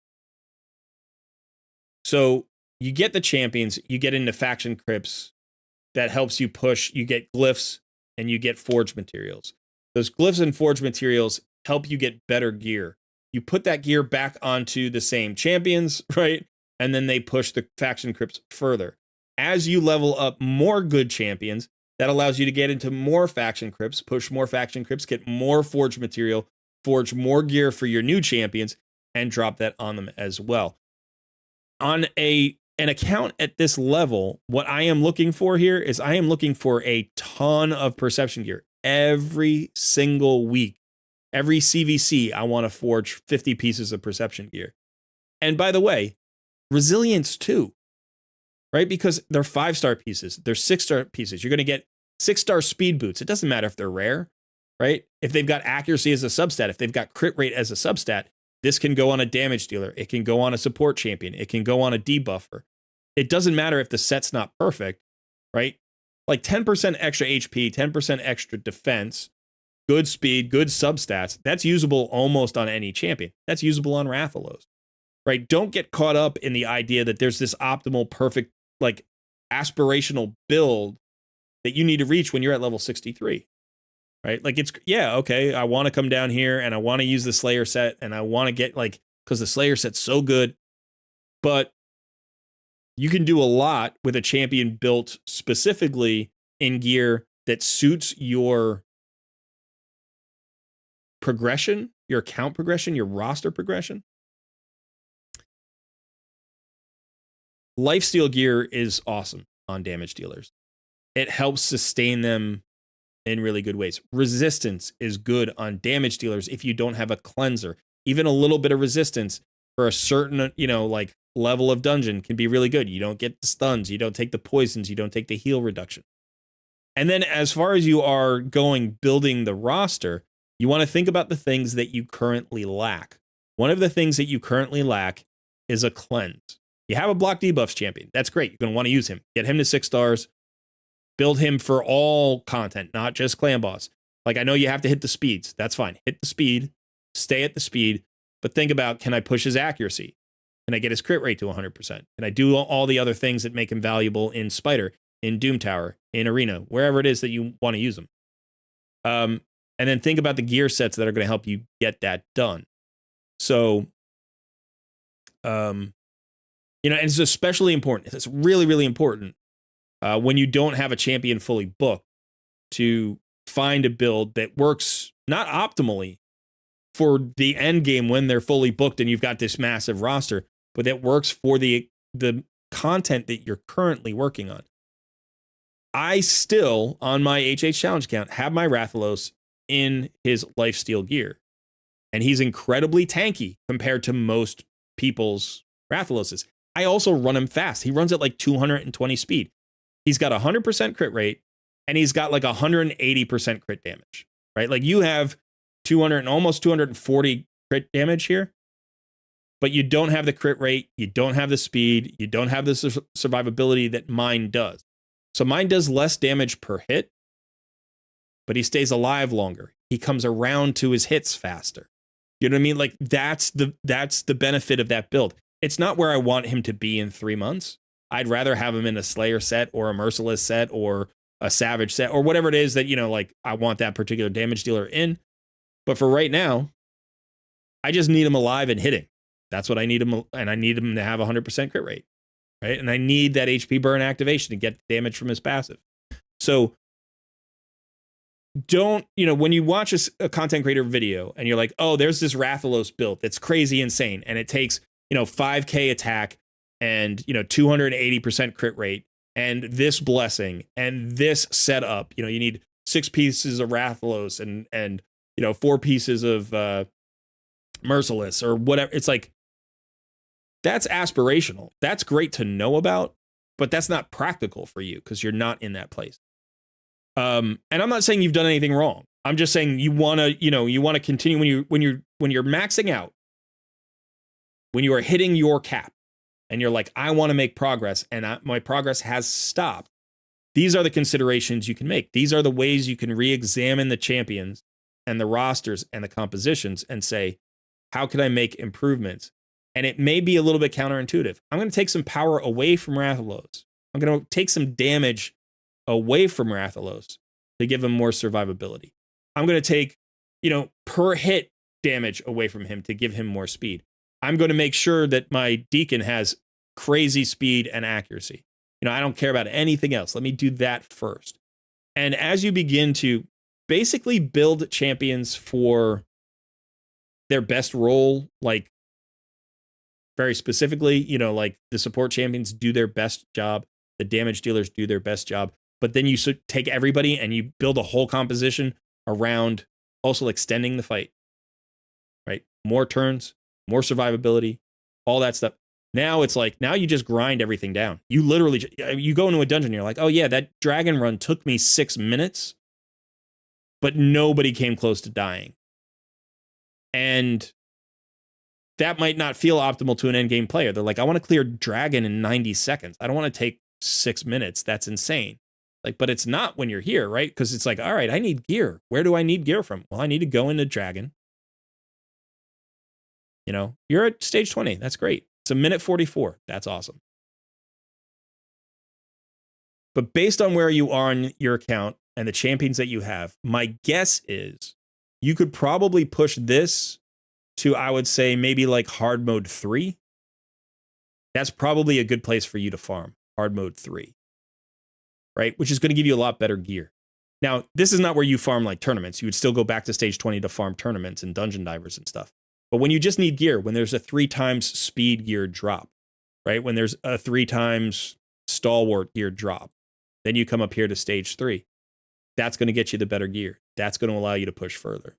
You're like, well, how do I get there? How do I get to this? Well, right, we think about what we were just talking about. We don't need Frozen Banshee here.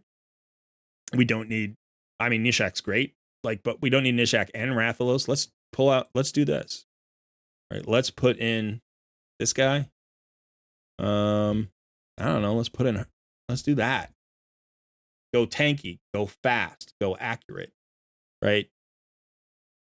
Have one damage dealer who kills the boss, everybody else stays alive, you know, and we see what happens there. Now, this is, yeah, let's run this. Let's see what happens here. So, you know, to a certain extent, it's a matter of philosophy, I guess. It like, not like philosophy, big P. I mean, like, it's a matter of approach, right?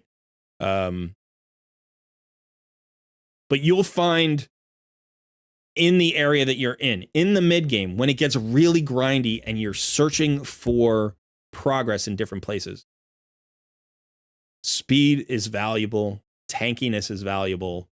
You know, you should probably have 1 or 2 damage dealers in your compositions. Most of it should be supports, utility champions. Scylla the Drakes is awesome. Deacon is awesome. These 2 champions should form the core of 90% of your compositions. I'm not exaggerating. That's not hyperbolic. I mean, 90%, 80 to 90% of your compositions should be built around Deacon Armstrong and Scylla the Drakes.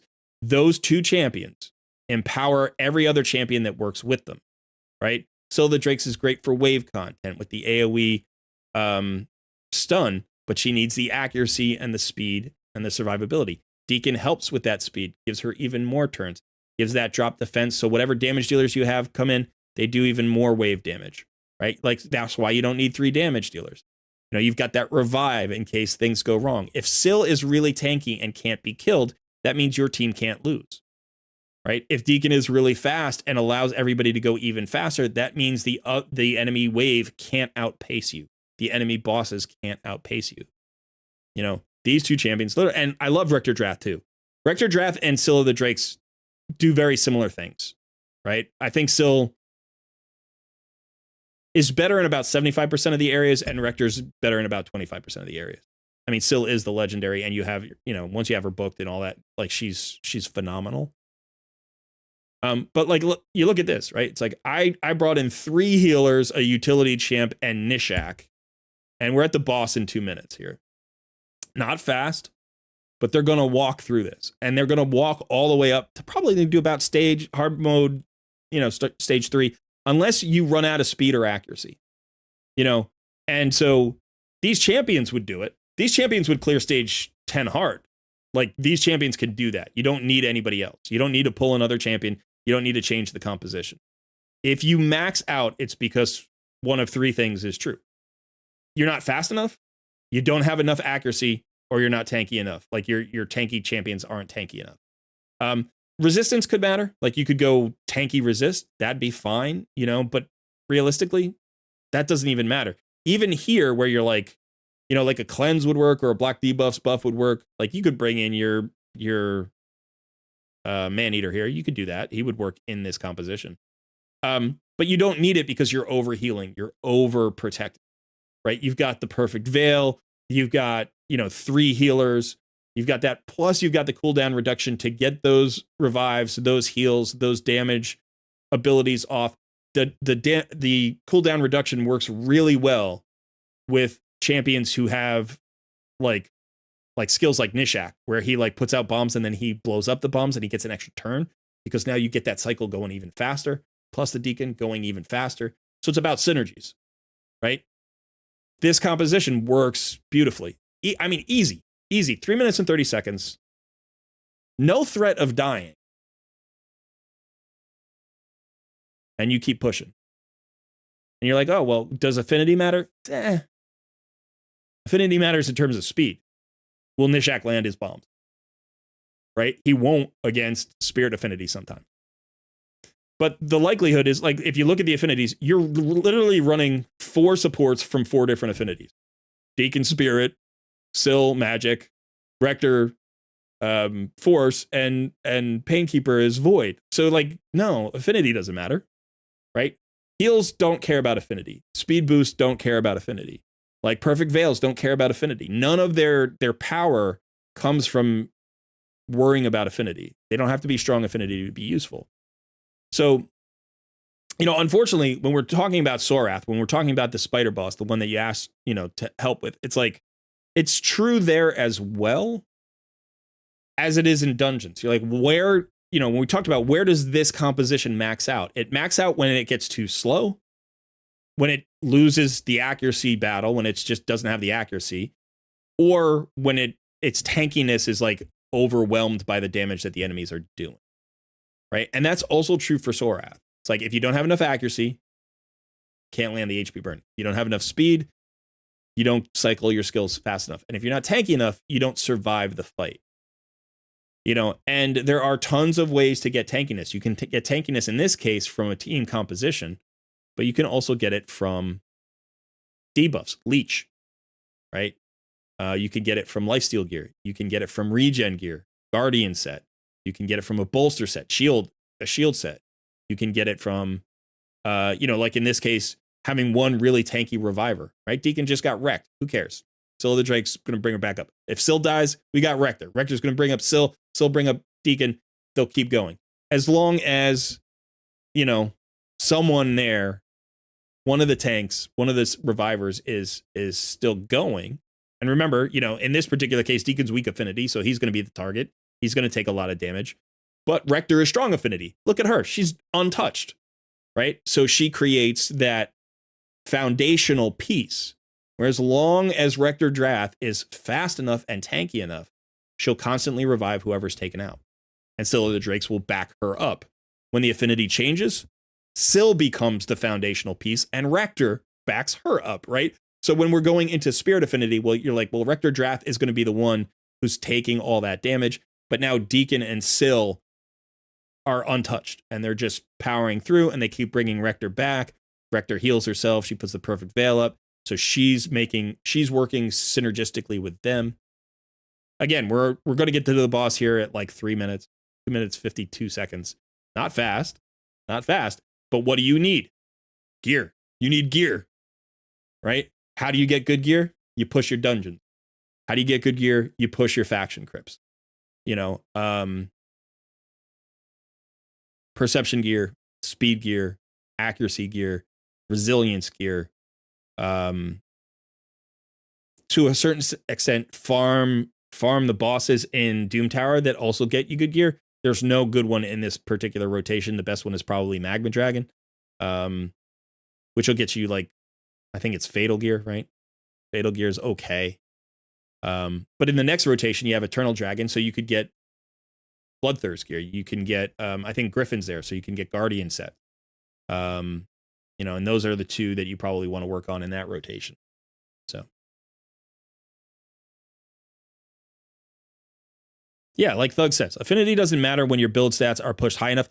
And affinity matters a lot less, right, when you're talking about utility champions that aren't debuffers. Like, weak hitting 30% of the time eliminates your debuffing. Like, it doesn't matter what your accuracy is. If you weak hit, you can't land a debuff. And then as a damage dealer, you do less damage. In addition, the one thing that affects everybody in terms of affinity is you take more damage if you're weak affinity.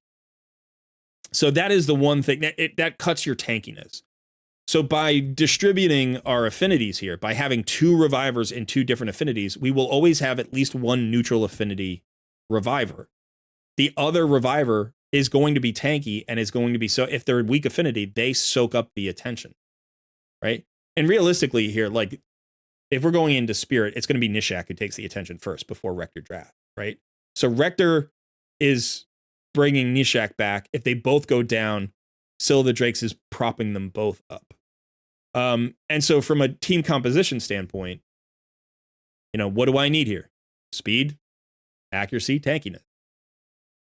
Nishak will eventually kill this boss. Look at those poisons. As long as he has the accuracy, this boss will die.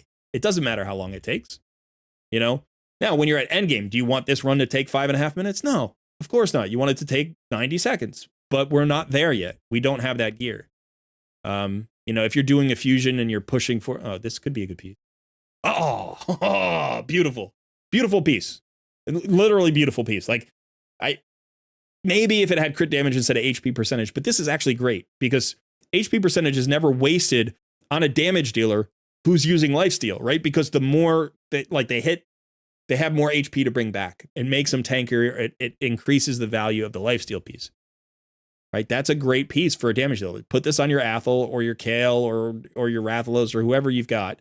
Not on your Nishak because Nishak doesn't benefit from lifesteal, but you know, this is what you're doing.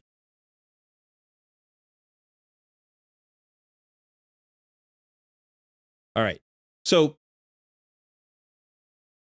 let me see.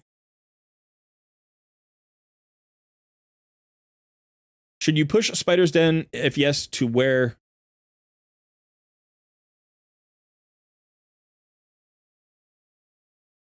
So if Crypt King opened your Spider's Den, which makes sense to me, right? Like this is going to be the place where Crypt King is going to shine because he's got that AoE HP burn. Where should you push this to is the question. I think stage 20 is good for Spider. I think it's really good for Spider because you can push past this, but it becomes less energy efficient. And realistically, like for most of your accessories, the most important piece is the main stat. Like for your amulets and your banners, the most important stat is your main stat. So if you get a 6-star rare, you're going to get as much accuracy out of an accuracy banner as if it's a 6-star legendary or a 6-star mythic. That doesn't matter as much. Now the substats on like banners specifically are really valuable, but you want accuracy probably on a lot of your amulets as a substat, and you want speed as a substat on your banners. But this is going to allow you to get the gear that you need to get for basically all of your champions. 5-star accessories, 5-star rare accessories, 5-star epic accessories are a great place to start and start building up. And it's much more energy efficient here at 20. This is hitting stage 20 on Spider is incredibly useful. It's really useful because this is where the gear really starts to get good. Remember, no more 4-star drops. No more 4-star drops. Now you're at 20, you only get 5s and 6-stars. So that's a guarantee. And that's what I'm talking about with the main stat, right? Like that's why it's so important. And then the other thing is this is a great place to farm for like tournaments and stuff. So could you push this? Yes. Where does it become valuable again? I mean, some people farm stage 24. Stage 24 is not bad. Stage 25 is not great. You know, it's going to give you better drop rates a little bit, but the energy efficiency is much lower. So I farm stage 10 hard. And prior to this, I typically won't farm like stage 1 or 2. I would rather farm stage 20 than stage 1 or 2 of hard mode. 3 or 4 is okay. It's not great for tournaments, but it's okay for gear. 6 is really where you want to be. 6 is a spot where the stats haven't yet ramped up to insane numbers. They have started to ramp up, but stage 6 is really good. It's also neutral affinity for everybody. So you can basically bring in any champions that you want here. And then stage 10 is the same. So, you know, I would say 3 or 4, 6, and 10 are all farmable. But it depends on whether you want better gear or whether you want efficiency with energy. So I think you're good at stage 20 normal here. Yeah. For Dragon, again, I would definitely push it. And Dragon's different than Spider because we're not talking about accessories now. We're talking about, you know, like substats matter so much more on your sets, and the sets matter. Like you need speed gear. You need incredibly fast speed gear. You need as much of it as you can possibly get. So being efficient here is like energy efficient is less important than the extra chance at better gear in my mind. Not all the time, not during a tournament, right? Like if you're doing a dungeon divers or whatever, go do the most efficient, energy efficient stuff you can do. But I would say, you know, I think you can get to stage 3 here. You may be able to get past stage 3 with just this team that we were just running. You know, I think you might need some slight rebuilds, right? It's not going to be fast. You might need some slight rebuilds. You could even potentially try doing something like this just to speed it up, just to see how it works. put in Rathalos instead. Or Venomage. You could do that. That would work too. But I think a thing you want to shoot for from an account perspective, every champion you use consistently in content, it doesn't matter what the content is, at this stage of the game should be running at a minimum of 180 speed. Nobody except your slow boy should be running below 180 speed. And in the next couple of months, you want to elevate that number to 190, 200, 205, 210. Like, that's where you want to be. That's the sweet spot for everybody who doesn't need to be super fast, right? Think about your speed tuning. You're going to have set up champions probably in like the 220 to 250 range. 240 is a really good number. And then you've got your engines, your go, your pushers, like the turn meter fillers, all those are going to be running 280, 300 plus. That's the distribution of speeds. Damage dealers should be running a minimum of like 180, 190 at this point in terms of your progression. The reason you're bumping up against this progression ceiling is because people aren't fast enough. And a fast engine, like a fast Deacon, alleviates some of that pressure. A Deacon at 280 allows you to run your Wukong at 180 or 190, right? But eventually, you're still going to want to get him to 200, 220. Because if you think about this, as you go up Doom Tower hard, right, the speeds that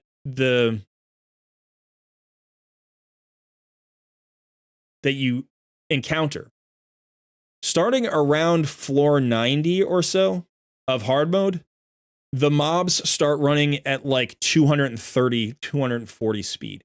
When you get to the top floors, the last 10 floors and the boss, there are enemies that run over 260 speed at this point.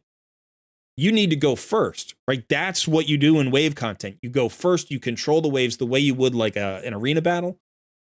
So if Deacon's running at 250 and he's not fast enough, then nobody's fast enough, right? That speed aura will help give you that 19% speed aura. That might get you, like if you're running at 250, that might get you to 269, 270, and that's just going to be enough. But then with a 15% turn meter fill and a 15% turn meter reduction on them, you're still going to need everybody else to be running at 210, right? Like they still have to run at least at around 210 or they're not going to be fast enough. Maybe 205. It's like if they're not running there, then even the Deacon speed boost isn't enough. That means you need a second speed boost. You need to run Deacon and Icatoon, right? And you need to run both of them at like 250 to 280. And then you can run everybody else at 180 or 190. But that's tough. The fights will be hard. The fights will be very hard at those numbers. So I hope that makes sense. I think you've got a very good account here. You've done a really good job. Like, from a conceptual standpoint, I think you understand the game. You know what's going on. You've done your research, So you haven't made any major mistakes that I can see. Obviously the Athel and the Kale like double up is a little bit, there's some inefficiency there for the early game. But that's still going to pay out in the long run. That's not that bad. It's going to help you in faction crypts. It's going to help you in Doom Tower secret rooms. It gives you, some flexibility in some other places. If you need that A1 weaken and you don't have that anywhere else, Athel can come in, step in and do that. Whereas Kale has got those poisons for bosses and stuff. So you do even have some flexibility there. Moving forward, we've talked about how to rebuild and how to regear, for your account. Push those faction crypts. You can push faction crypts with 4-star champions, by the way. Like Shield Guard at 4 stars or probably 5 stars with a 6-star Scylla the Drakes. Like those two champions, without anybody else from the Barbarian faction, those two champions will probably run you through like stage 15. Throw in your Zephyr Sniper, get her built. Stage 15 is not a problem.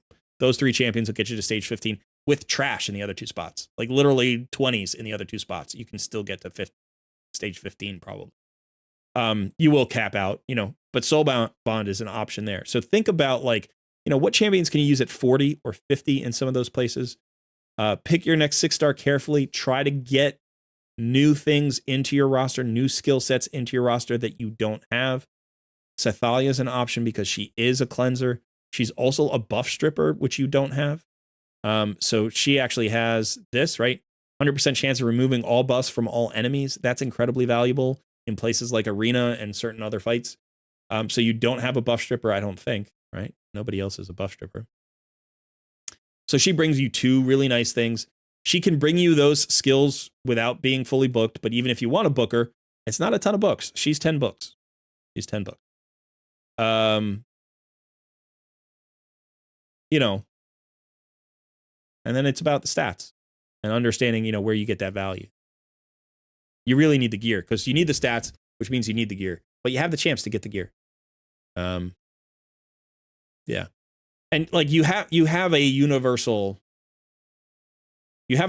team. You have an all dungeon team. You have an all Doom Tower team here, right? Because you've got your lead Deacon, which is great, and your drop defense, and you've got Syl, who is your sustain, right? And that stun, you've even got the brimstone on her. So it's like those two champions provide that universe. I'm sorry, you do have a buff strip. You have Sun Wukong. I apologize. You do have a buff strip. So maybe Sethalia is not as important. I mean, she does have that cleanse, but maybe you can find a cleanser who's like an epic instead, or a rare even. Probably an epic. You do have Sanguinia.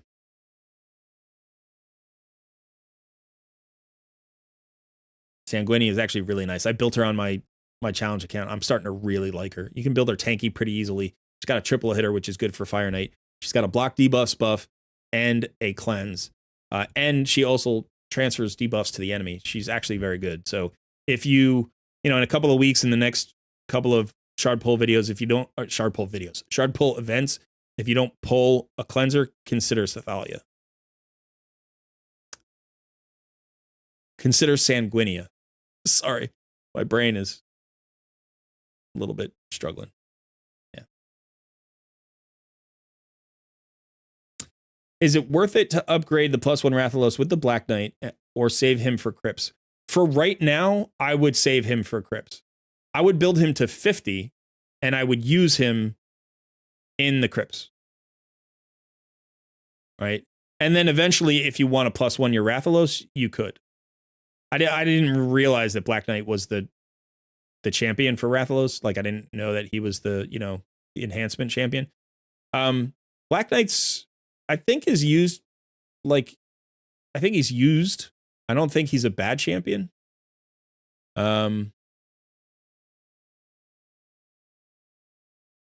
So you could also hold on to him and just use him. But if you wanted to +1 your Rathalos, that's certainly viable. But you don't need that right now. Like, that power spike isn't critical for you. You can get a lot more value out of your Rathalos as he's currently built than you're getting. Right? Like, obviously you can continue to book him. You've got your masteries. That's great. You can play around with that. Do we want to put him back in a lifesteal set? Do we want to go for more speed? What do we want out of this guy? And again, it's more about the team composition, right? Think about not Rathalos as an individual anymore. He's a cog in the wheel, or he's a cog in the machine. Right? He's a wheel in the machine. He needs to do his job really well, but the machine can have different configurations. So I don't think he needs a +1 to give you value.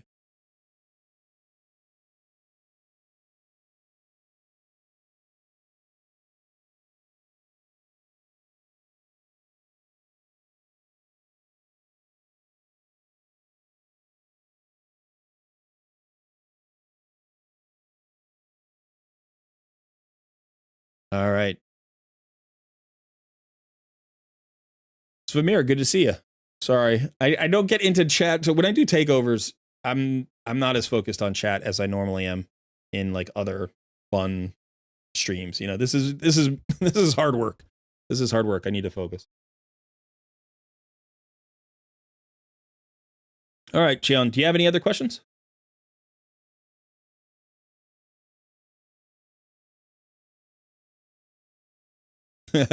Well, I'm glad you got your takeover. Yeah, literally. I mean, you're doing great. You're doing great. But I think the clear bottleneck here is gear. And sometimes if this is your first account and you've never run raid before, it's not readily apparent how to improve your gear. And it's not quick. It takes a while. But there are several sources. I would say, faction, crypts, forge, resilience gear, perception gear. If you can forge other gear that's useful, that's great. Like Doom Tower gear.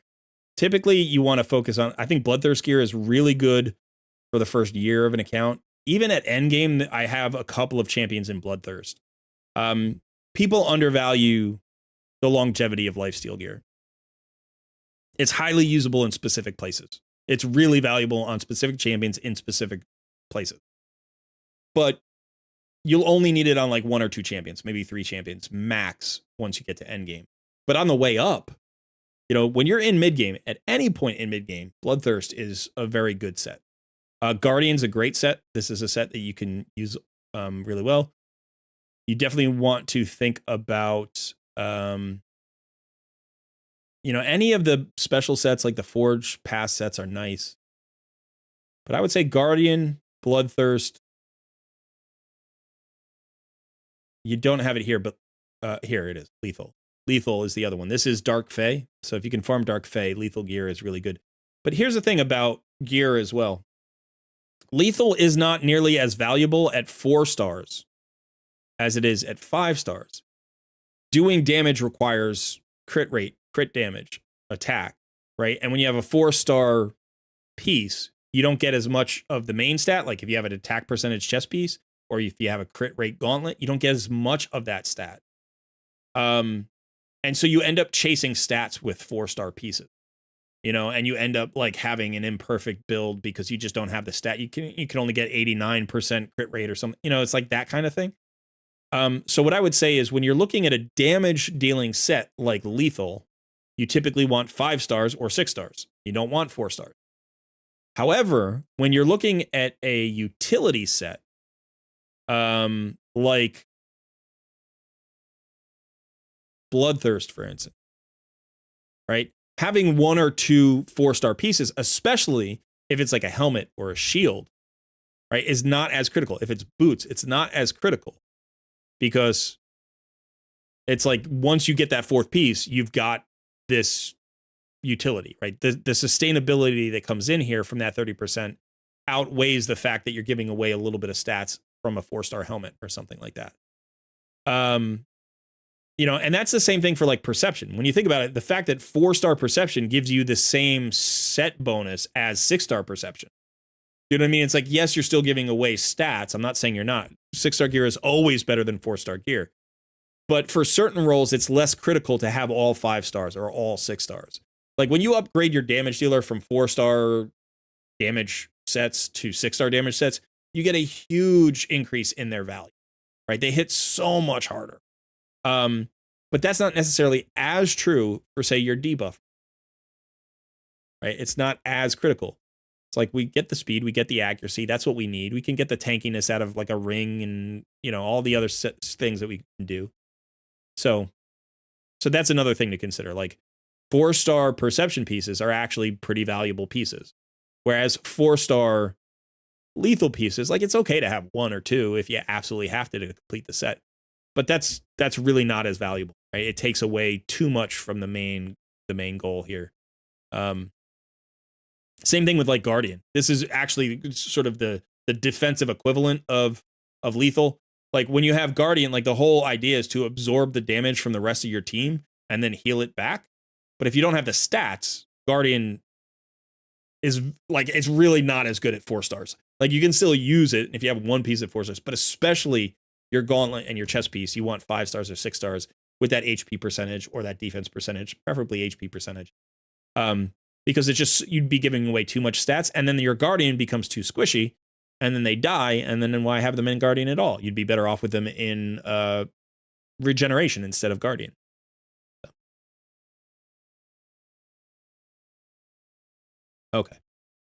All right, so that's going to be it for this one, Chian. I hope you found this useful. Sorry we couldn't solve your Doom Tower boss for you, but I think before this Doom Tower ends, right? This Doom Tower ends in a week, I think. A week and 3 days. You should be able to clear that boss.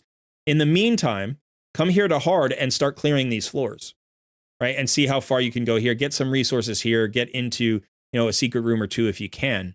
And then every day, if you've made some progress on a champion, just come back here and say, oh, do I have the accuracy I need? Do I have the speed I need? But you've got 10 days. You've got 10 days to clean this out. That'll get your void shard. That'll get your avatar. That'll get all the rewards from this. So you have 10 days. And in 10 days time, if you focus on your gear and rebuilding those champions, I think you'll be able to do it. All right.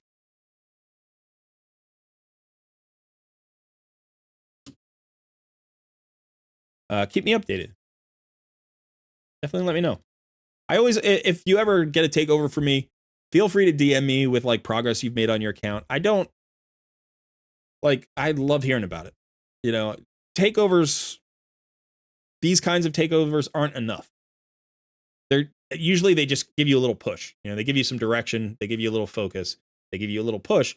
And then I like to see how that plays out. But sometimes somewhere in that process, you might need another little piece of advice.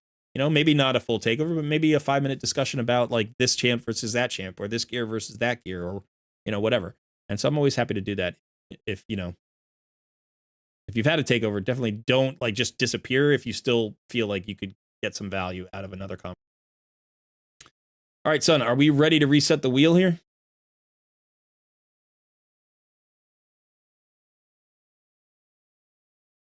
You are muted, my boy.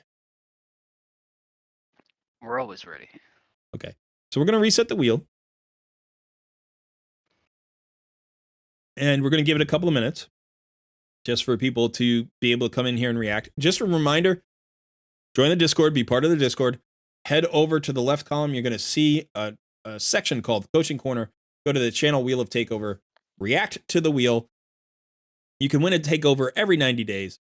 So if you've won in the last 90 days, you can't win. But every 90 days you can. As in preparation, make sure you have your login information available. As soon as you win, DM me your information. That's your email address and your password. I'll log into the account and then join me in the coaching voice so you can hear me in real time. Mute your stream because otherwise you're going to get a double voice. It's weird. So mute me in stream and tell me what you'd like me to do on your account. So let's get out of this account here.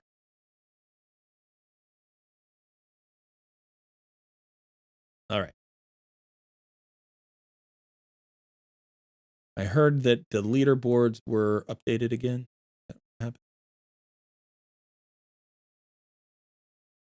Prop was talking to me about the leaderboards earlier. Spider Den leaderboard updated.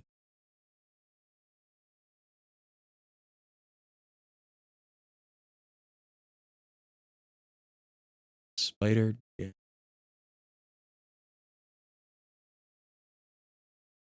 Crop is up to hard 5. Papa Drock is up to hard 3, and I'm up to hard 2. So Crop is still pushing points there. I don't know if I'm going to be able to catch you on that one, Crop. I tried hard 3, and I got smacked pretty hard. So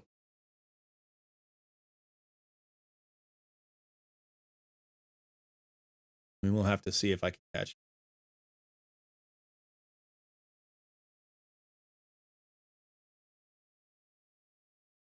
All right, how are we doing on this? Give everybody one more minute.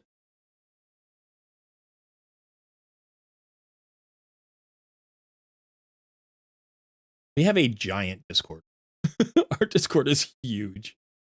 It's massive. Yeah, I know.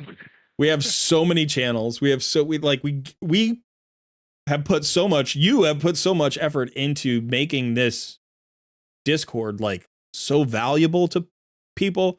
I think sometimes people come into a Discord and they see all the channels and they're a little bit overwhelmed. But really, like, all of these channels get used. There's all sorts of great value here in the Discord. So if you only ever show up in our Discord for Takeover Tuesdays, like, come back other days, ask questions, talk to people, hang out. We live stream, we do shard polls together. There's always somebody in the voice channels just hanging out, talking.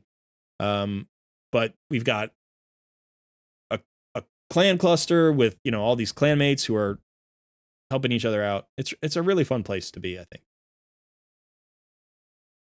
Wouldn't you say, son? Don't you think we have like one of the best Discords around? Yeah, I would say so. Yeah. And it's fun, like, new people will join and see the same thing. Like, wow, I never see people like just hanging out in like voice channels and Discords I join. Like it's not normal. It's not the norm. No, and I think that one of the things that I found, which I suspected, I mean, one of the reasons why we intentionally created the Discord community and put so much effort into it is because Raid is a lonely game, right? It's like there's no friends list in the game. Like you can't even have friends in the game. They didn't support any kind of communal mechanic other than just you can join a clan together, you know, and like what do you fight clan boss and Hydra together. That's it. That's all you do. You know, then you have a CVC that's basically like a bunch of individual tournaments just slapped together. So you don't, I mean, your chat in your clan is really active. It's one of the most active in-game chats I've ever seen from any clan in Raid. But I think the reason that that's true is because a lot of people have come to our Discord community looking to make this relatively lonely game a bit more social. And the funny thing is, it works really well. Like playing Raid with other players is fun. Theory crafting teams, trying out different combos, talking about what you've done versus what they've done with different champions. It's a really great game to talk about. There's a lot to talk about. And also people are just fun. You know, we got our own channel or our own Discord memes going on and our own you know, inside jokes and all that stuff that happens when you have a good group of players playing together. All right, why don't we go ahead and spin that wheel?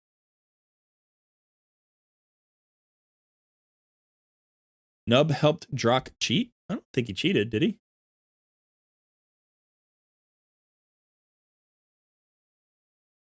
He just helped him out and build a Hydra team. I don't like I'm totally fine with content creators doing collaborations about the free-to-play contest and getting help from other content creators. That's fine. I've watched videos. I've gone to the sites, like the channels, the YouTube channels of my competitors to see what they're doing, right? Not because I'm trying to like spy on them, but just because I'm curious, like what did they know that I might not know, right? Like we're all going through this process together. Let's share the knowledge. When I give updates on my account, I don't hide stuff because I think people might watch it. You know, I'm just like, hey, this is what I'm doing. This is what's working. Drock does want to catch me.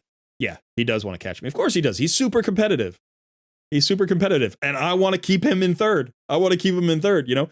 I mean, if he passes Crop and I pass Crop and Drock and I end up in first and it goes me, then Drock, then Crop, I'll be surprised.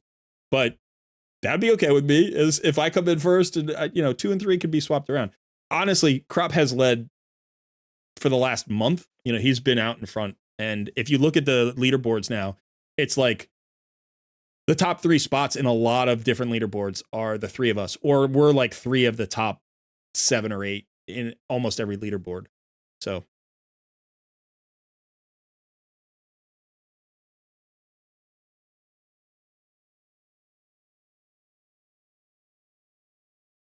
All right, we got a winner.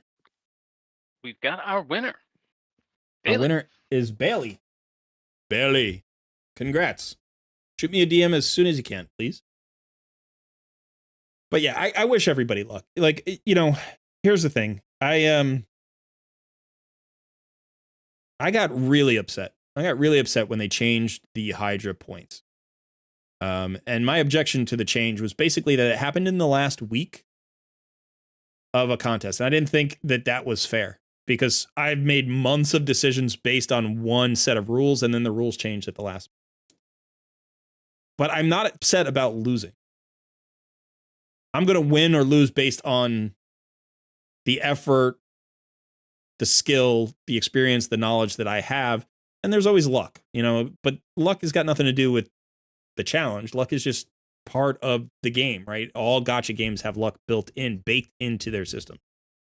So if Drock beats me because he pulled better champions, or he beats me because he worked harder, or he beat me because he was smarter about something, I have no issue. If I came in 10th or 50th, I wouldn't complain about that. So I really, I wish all the competitors luck. Like when I watch what other competitors have done, what they've done, and the fact that they're competing so hard, I'm just happy. That just makes me happy. That means if I win, it's going to be more satisfying. And that means if I lose, I'm going to feel like it's more justified, right? Like if Drock beats me because he outworked me, then he deserves it. Then he deserves it. I got no problem with that.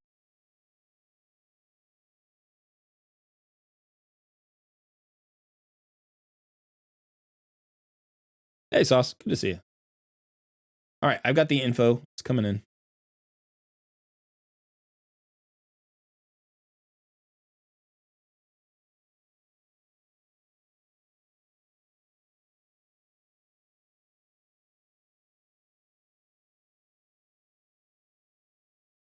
Hey, Erhan. Good to see you. Mr. T2 Sugars, Alex, Nunya. I haven't said, hey, Shock. I haven't said hello to everybody. Sorry. Hoax. Greg. Swam is here. Got a bunch of people. Loved Shelton. Good to see you.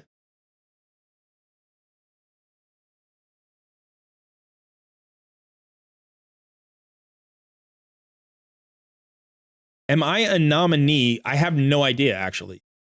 Hey, Doran.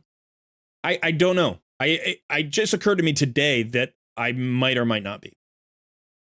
It's like, oh, yeah, they're doing a community awards thing, but I'm not part of the content creator program. So I assume that I'm not a nominee for anything. However, if the community nominates, right? Like if the nominations are just like write-in nominations where the community just nominates people, then that password is not correct. Bailey, the password is not working. Let me try typing it in.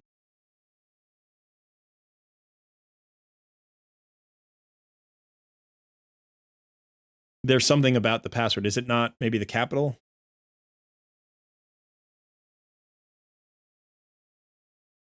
Yeah, it was just the capital. That was all. Thank you. I appreciate that. I mean, I don't know. I might be a nominee. It would be cool. It would be cool to be a nominee, I guess.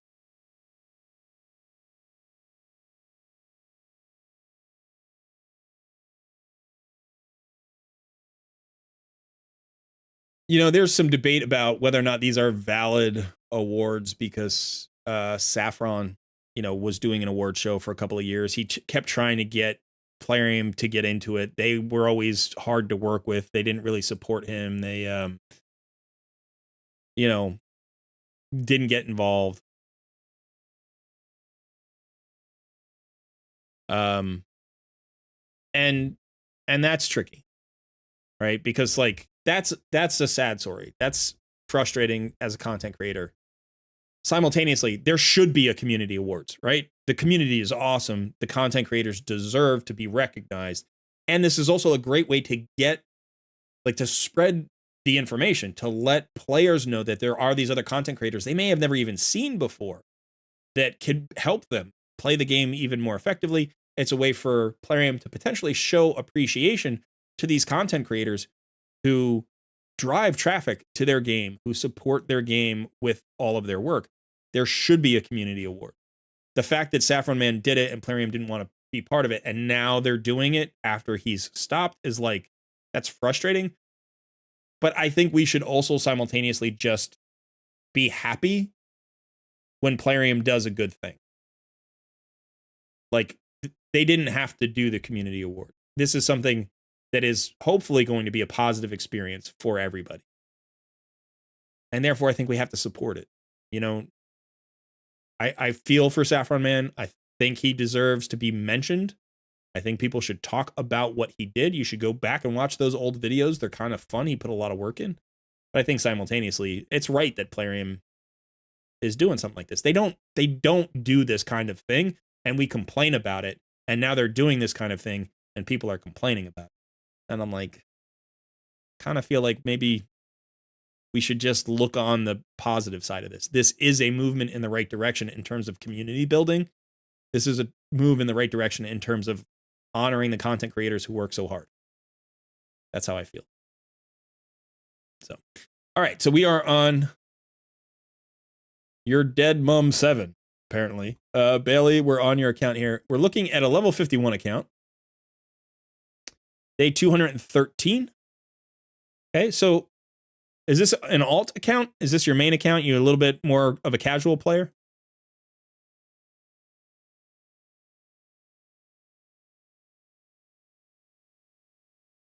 Let's check out a look at the roster. Ooh, got some nice champs.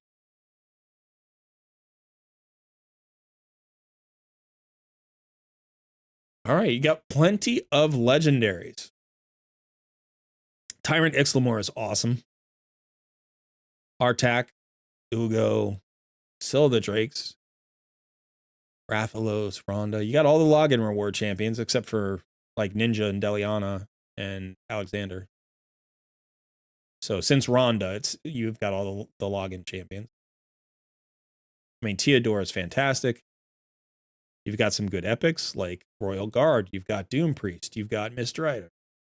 So some really good epics. Okay. It's your main account. Okay.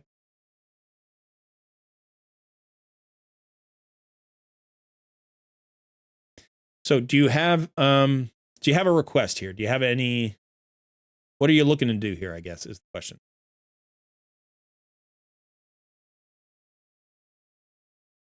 That's a pretty nice Relentless set. Triple speed on the weapon. That's really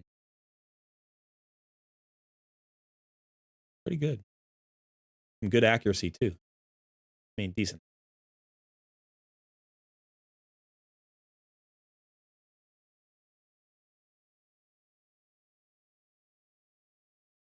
Yeah, I mean, obviously he didn't create the idea of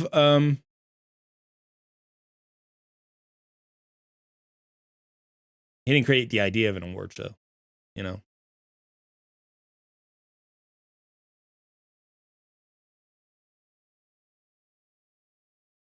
You need some help in Clan Boss. You currently have a 4-key Nightmare on most affinities. Okay, let's take a look at your Clan Boss team.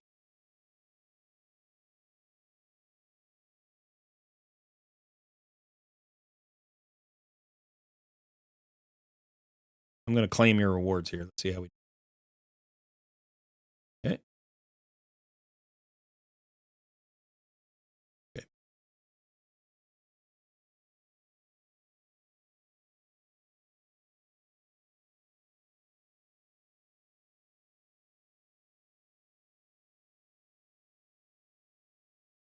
Not bad. Not bad.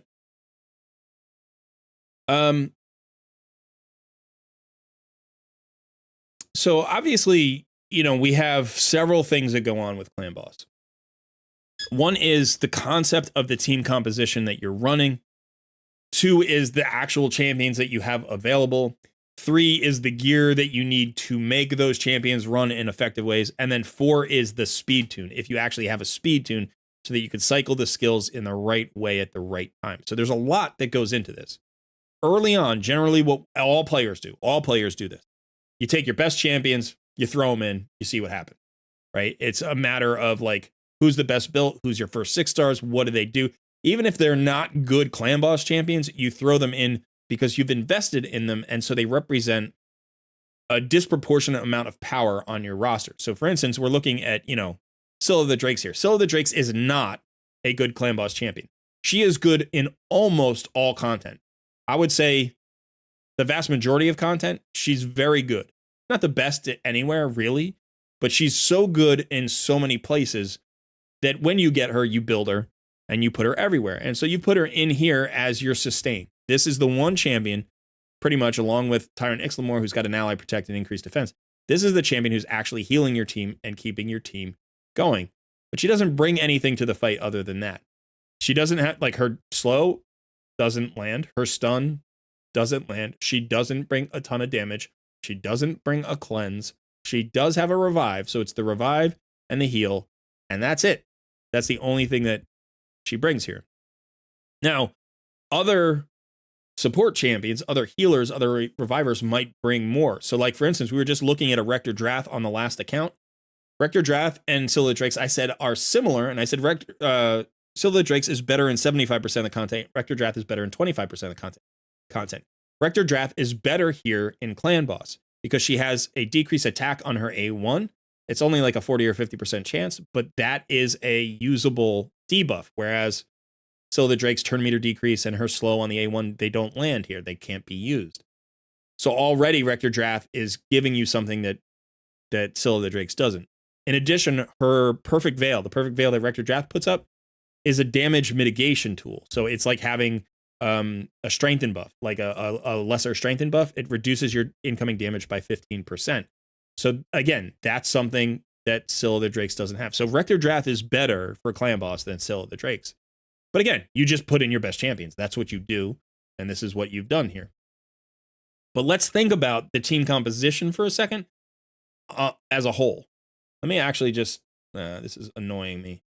I'm going to shrink down my camera a little bit if I can. Okay, so you can see a little bit. So Tyrant Ixlamore is awesome.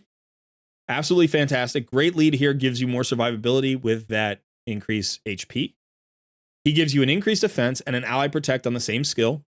Hugely useful here. He's got an HP burn, and then he's also got a passive which reduces the damage that everybody takes when the boss is under an HP burn by 10% of the damage. Right? So if we look at Tyrant, like if you go to his skills, go to his passive. Decreases damage inflicted by enemies under HP burn debuffs by 10%. So just takes 10% of the damage off the top. You also happen to have him in a brimstone. Okay. Now,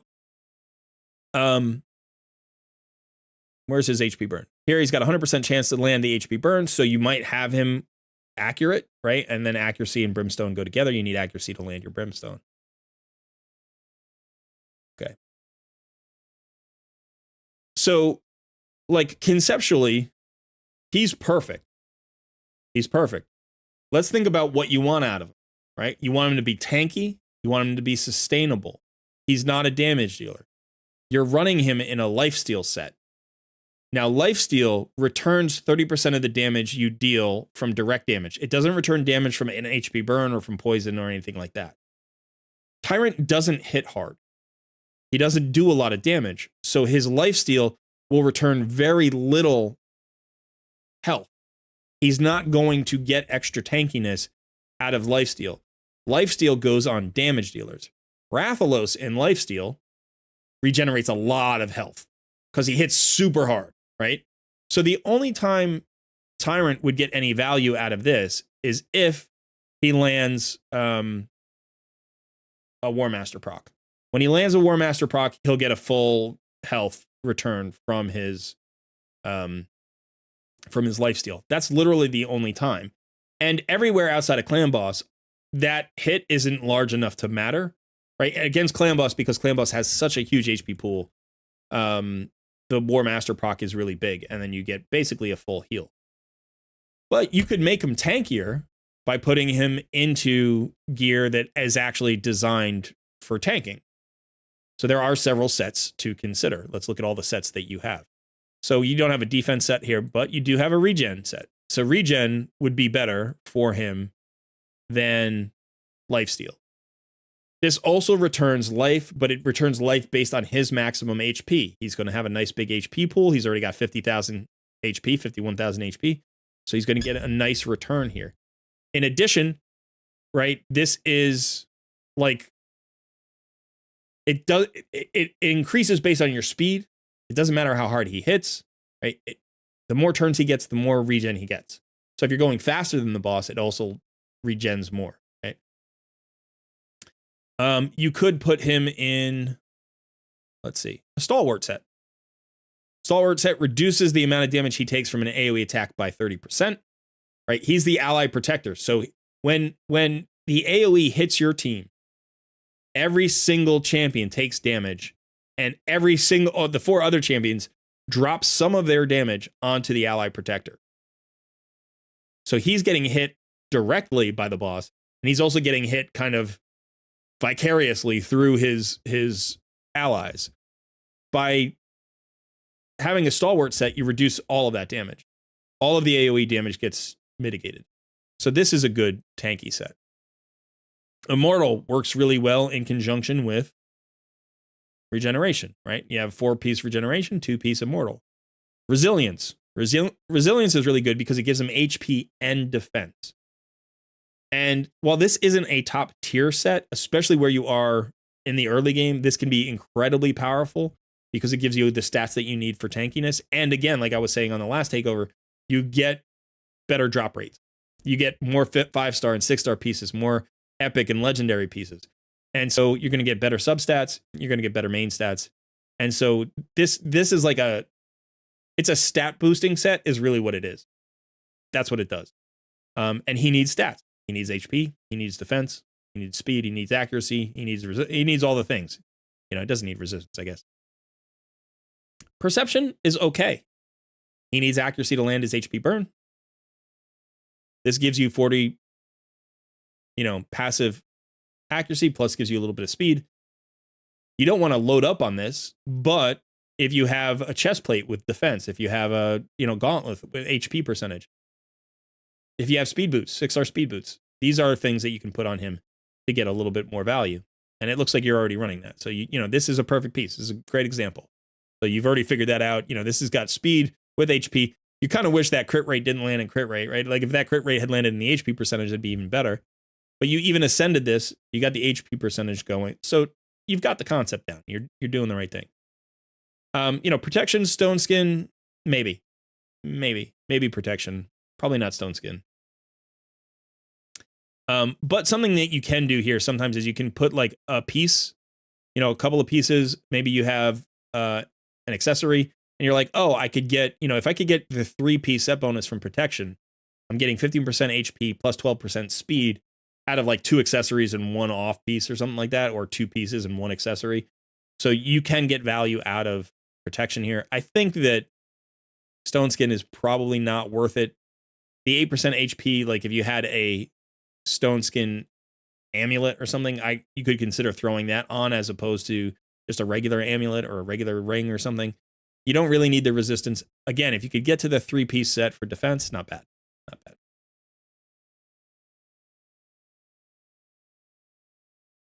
Okay. So this is the right champion in the right location in the wrong build. Not a bad focus. You've got good speed, not bad stats. You've got good defense, not bad HP. You've done everything right, except you're not getting the sustain out of this set. So I wouldn't say just strip this set and like replace it instantly. But as you look forward to improving your clan boss team and improving Tyrant just everywhere, think about a regeneration set. Think about resilience set.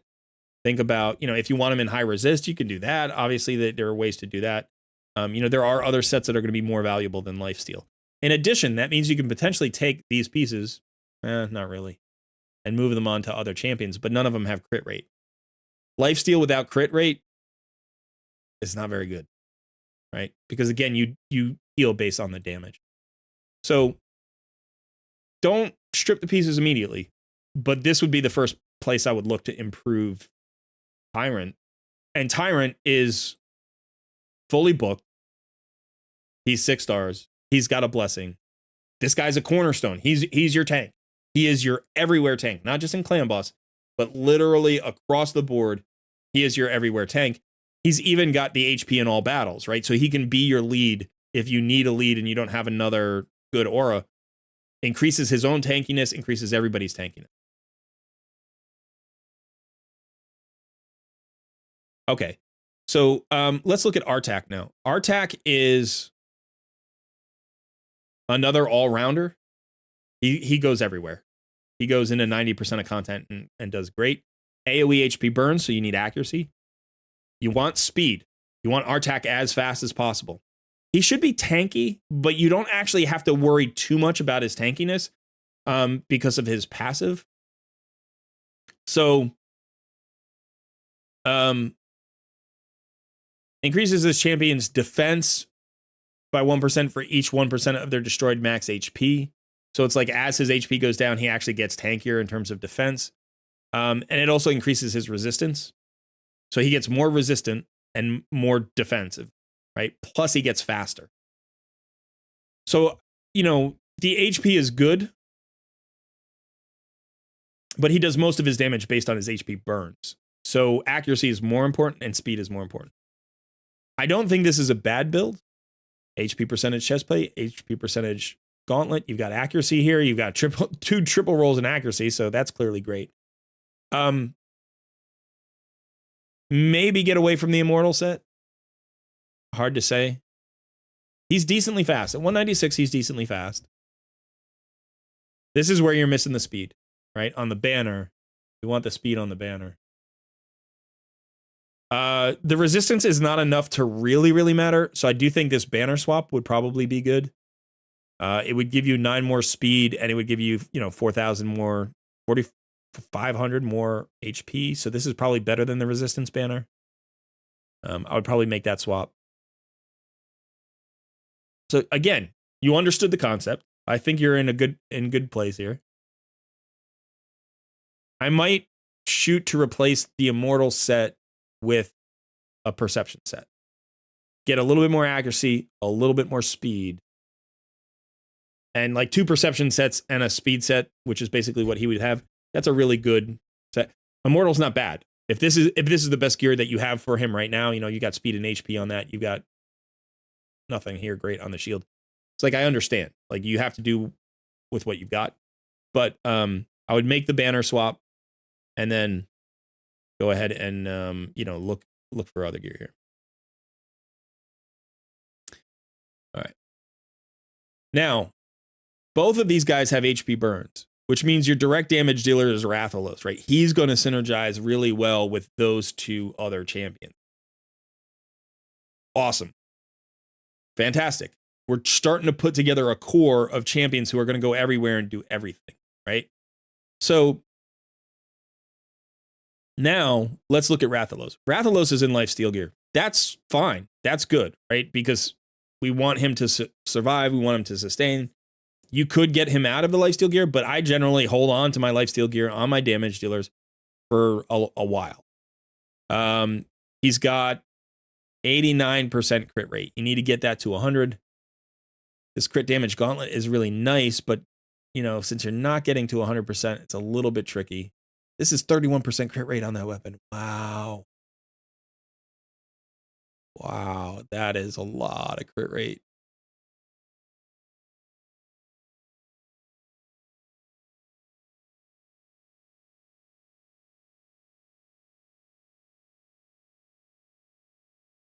Let's just do a search for gear here on this guy.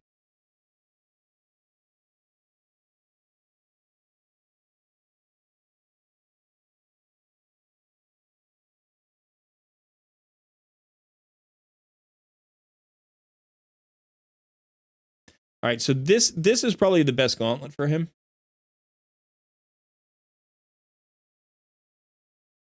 So it's crit damage, but it has crit rate. Like, if we want to use a crit damage gauntlet, you need crit rate. He also gets value out of the attack and the accuracy, right? Even though we don't think it's like he doesn't need the accuracy because his decreased defense is guaranteed against bosses, it's not guaranteed against non-boss.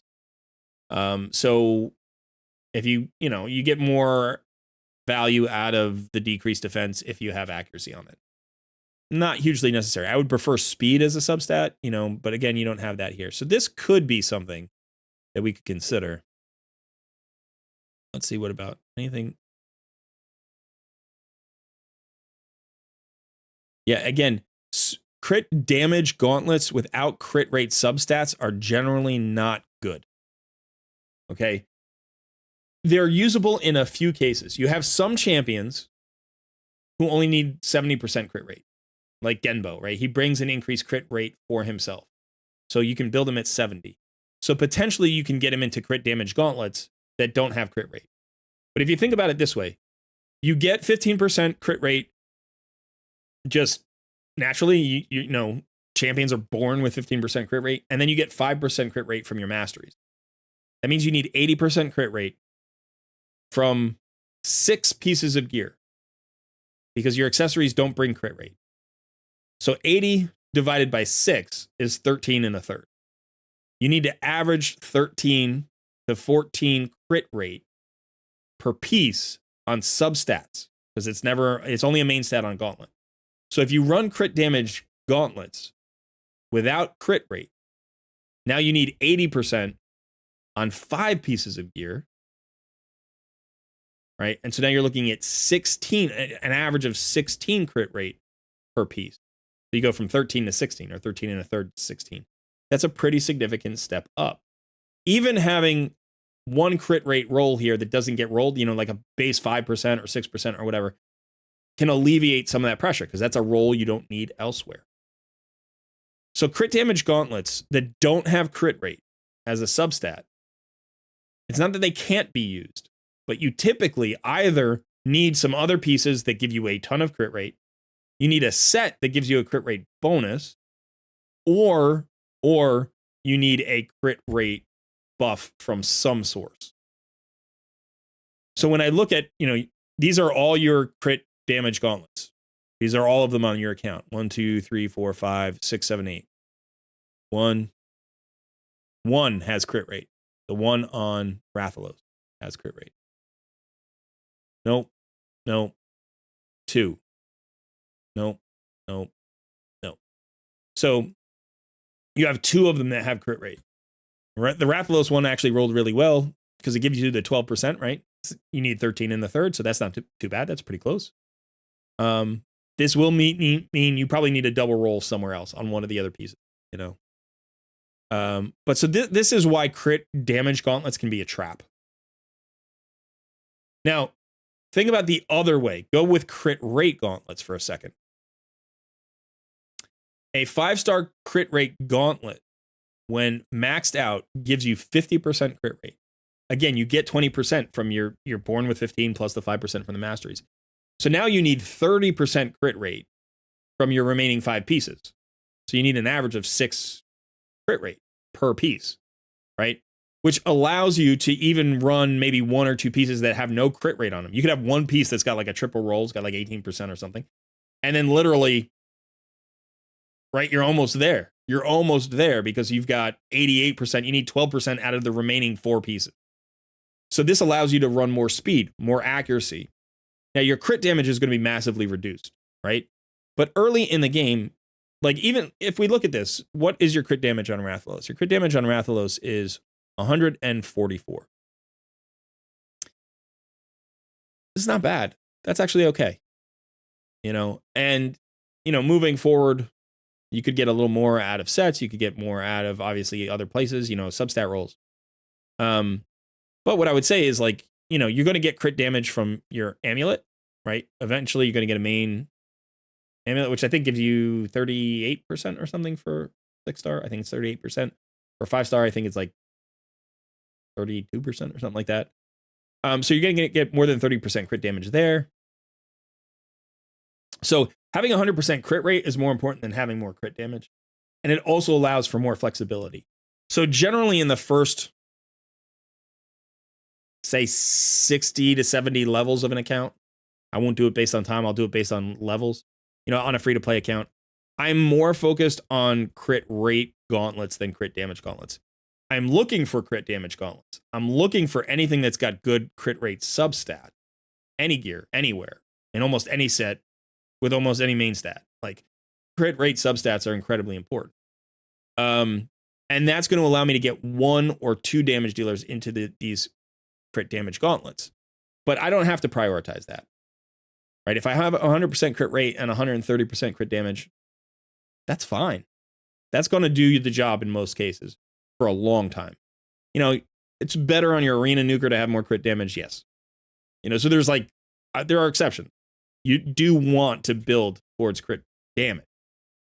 But when you're collecting your gear, this is how you want to think about it. When you're rolling gear, this is how you want to think about it. So all of those crit damage gauntlets that don't have crit rate, unless they're in the perfect set with other good substats, just sell them. They're not going to end up on anybody, right? Or if they do, they're just going to hurt the build.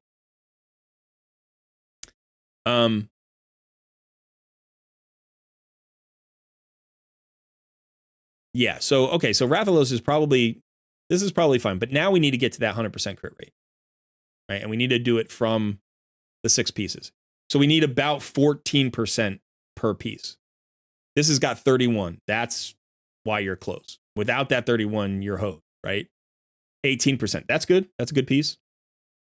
4%. That's a rough piece. None. That's a rough. 4% on the boots. Sometimes you just got to take the boots because they're speed boots, but these are 4-star speed boots with 4% crit rate. You know, so first thing I'm going to do here is I'm going to look for substats of crit rate, you know, in the lifesteal set, see if we can make substitutions that make sense. And in fact, not so much.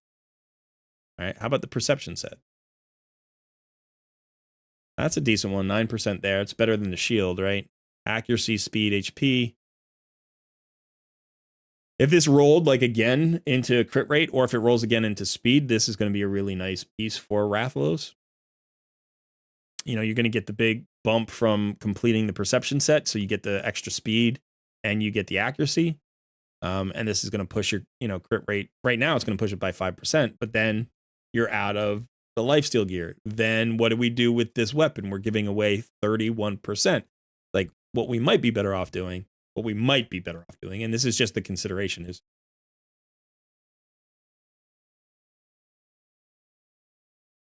primary crit rate. You know, going in this direction instead. The fact that you have 8 crit damage gauntlets and only 2 crit rate gauntlets, I mean, it's entirely possible that that's just the way the gear has dropped, but it may also be that you're thinking too far ahead. You know that at endgame you want crit damage gauntlets. And you think, okay, so I don't want to collect crit rate gauntlets. They're not good. So I've been trashing them when you shouldn't be. You should be collecting them. You know, it's kind of like 4-star speed boots. Early in the game, 4-star speed boots are incredibly valuable. And in fact, they're even hard to get away from. Because once you level them to 16, you're like, you know, do I really want to level a 5-star all the way up to 16, spend all that silver for 5 additional speed? Like, you probably don't want to do that early on. That's not as valuable a use of resources early on, except for like your fastest champion, right? Except for your Deacon Armstrong or your High Katoon or whoever. Like, then, yeah, every 5 speed matters and might be worth several million silver. But bringing a damage dealer from 186 speed to 191 speed and spending, you know, millions of silver to do that, maybe not that important. And it's the same thing with kind of like switching over to crit damage gauntlet. You know, like crit rate gauntlets, you build them, you get to your 100% crit rate, you have 100, 110, 120, 130% crit damage, and you're like, to make the swap is actually going to cost me like 25 billion silver. So I have to roll up all of these pieces that have crit rate. And in this particular case, you know, one of the downsides of this kill stroke piece is that, one, it's not being used as a set piece. So you're giving away the 20% crit damage, 5% speed. Second, it doesn't have crit damage or speed as a substat. It's a quad roll in crit rate. It's going to stay on your account. You're going to find a use for it. But right now, we have to use this piece because we're using this piece. And so in terms of the flexibility of our build, we've been locked into this build. Getting away from this build is going to require making a hard choice and saying, I need to start re-examining, you know, how I build this. Because there's no realistic way right now to get this to 100% crit rate. Now, you are at 89% crit rate. So if you find a chest plate that's got 11% crit rate, now you're there, right? If you get a Rathalos, a Slayer set, you know, accessory, that's 5% right there. Now you're, you know, like, that gives you some flexibility. But I generally don't expect that stuff. I don't wait for that stuff. That's a forge, you know, piece. It's really rare. It's RNG based. It's like, whereas like I can farm lifesteal gear. You know, it's like, yeah, it takes a lot of energy. It takes some time, but I can farm it. Or I could even go and say what we were just talking about is like, the next Doom Tower rotation is going to have the Eternal Dragon. Go farm Bloodthirst gear. Or go back to that perception well, like just make a lot of perception gear, and if you get a crit rate gauntlet in perception, you make that swap and you go that way. So Rathalos is not poorly built. I don't want to give that impression, right? You got a decent amount of speed on him without a banner. You got 170 speed. You got a decent amount of crit rate, 89%. You're almost there. You're building his masteries. You're doing all the things. You're doing all the things. So this is just one of those ideas that, like, there's a snowball effect to the way that you collect gear. And so hopefully having an idea of, like, how you want to think about crit rate versus crit damage, how you want to think about speed and accuracy, how you want to think about, sustainability. And I don't mind the HP percentage chest plate. I think that's fine for where he is, right? Yeah, you're going to be rocking a bit more HP. You'd like him in an attack percentage chest plate, but this is going to make him even more survivable. And again, synergizes really well with the lifesteal gear. So good. This is kind of a great set. I like this. I actually like this a lot. Her accuracy is a little low. You'll eventually get a banner for her, so you'll get her accuracy, higher, but you need 225 accuracy on her. Masteries are going to help a little bit, so you should be able to get... Oh, no, you didn't take the accuracy masteries. Never mind. Okay.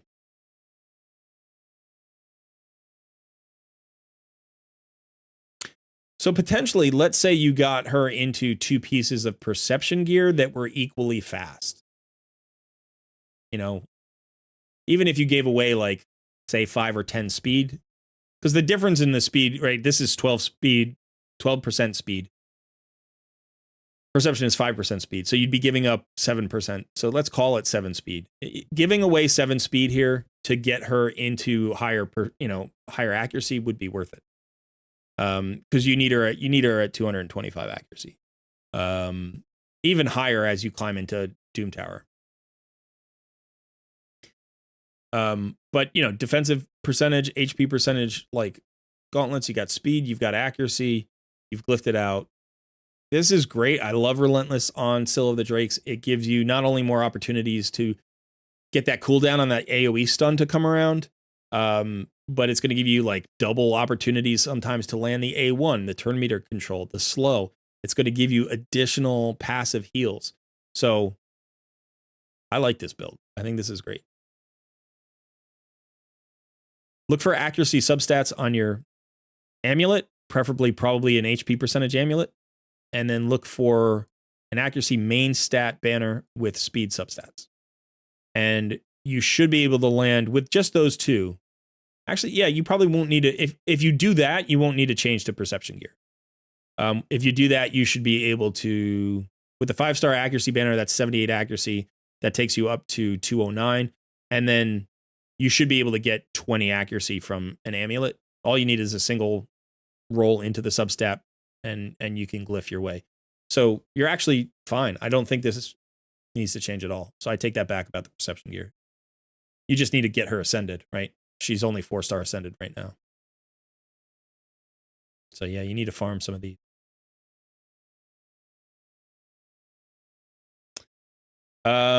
Theodore is awesome.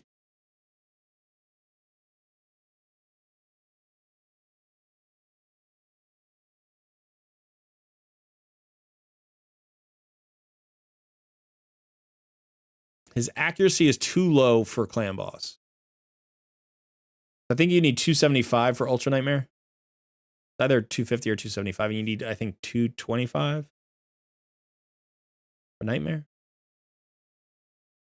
So again, Banner might solve that problem. So get him fully ascended. All right, he's only 5 stars right now. Get him to 6 stars fully ascended. Get him in a banner, and you're probably fine there. I see you're booking him out. He doesn't have masteries yet, so you can get accuracy there. So this might be okay too. HP.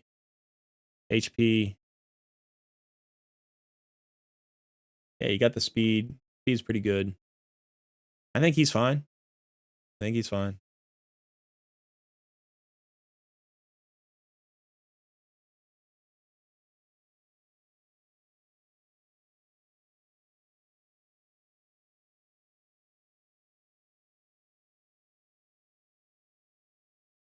did you feed your high Katoon?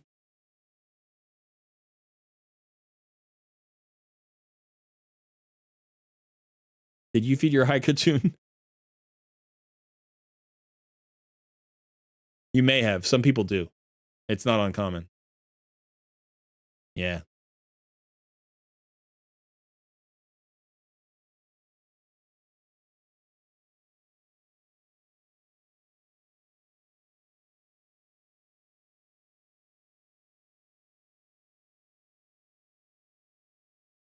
All right. So you have really interesting possibilities here. You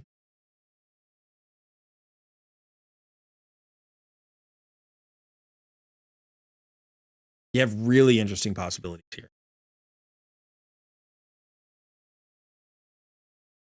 You've got Doom Priest. Now, Doom Priest can be speed tuned to make your clan boss team full affinity friendly, full auto, right? Because you just put her at the top of the turn order. It doesn't matter if she takes the stun or not. Her passive cleanses the stun. It'll also cleanse the slow against Spirit Affinity. You have a second really good ally protector in Veresolf the Grim. He's got the increased defense and the ally protection, which is what you typically want. He's also got a leech here. So there are 2 ally protector teams that you can run.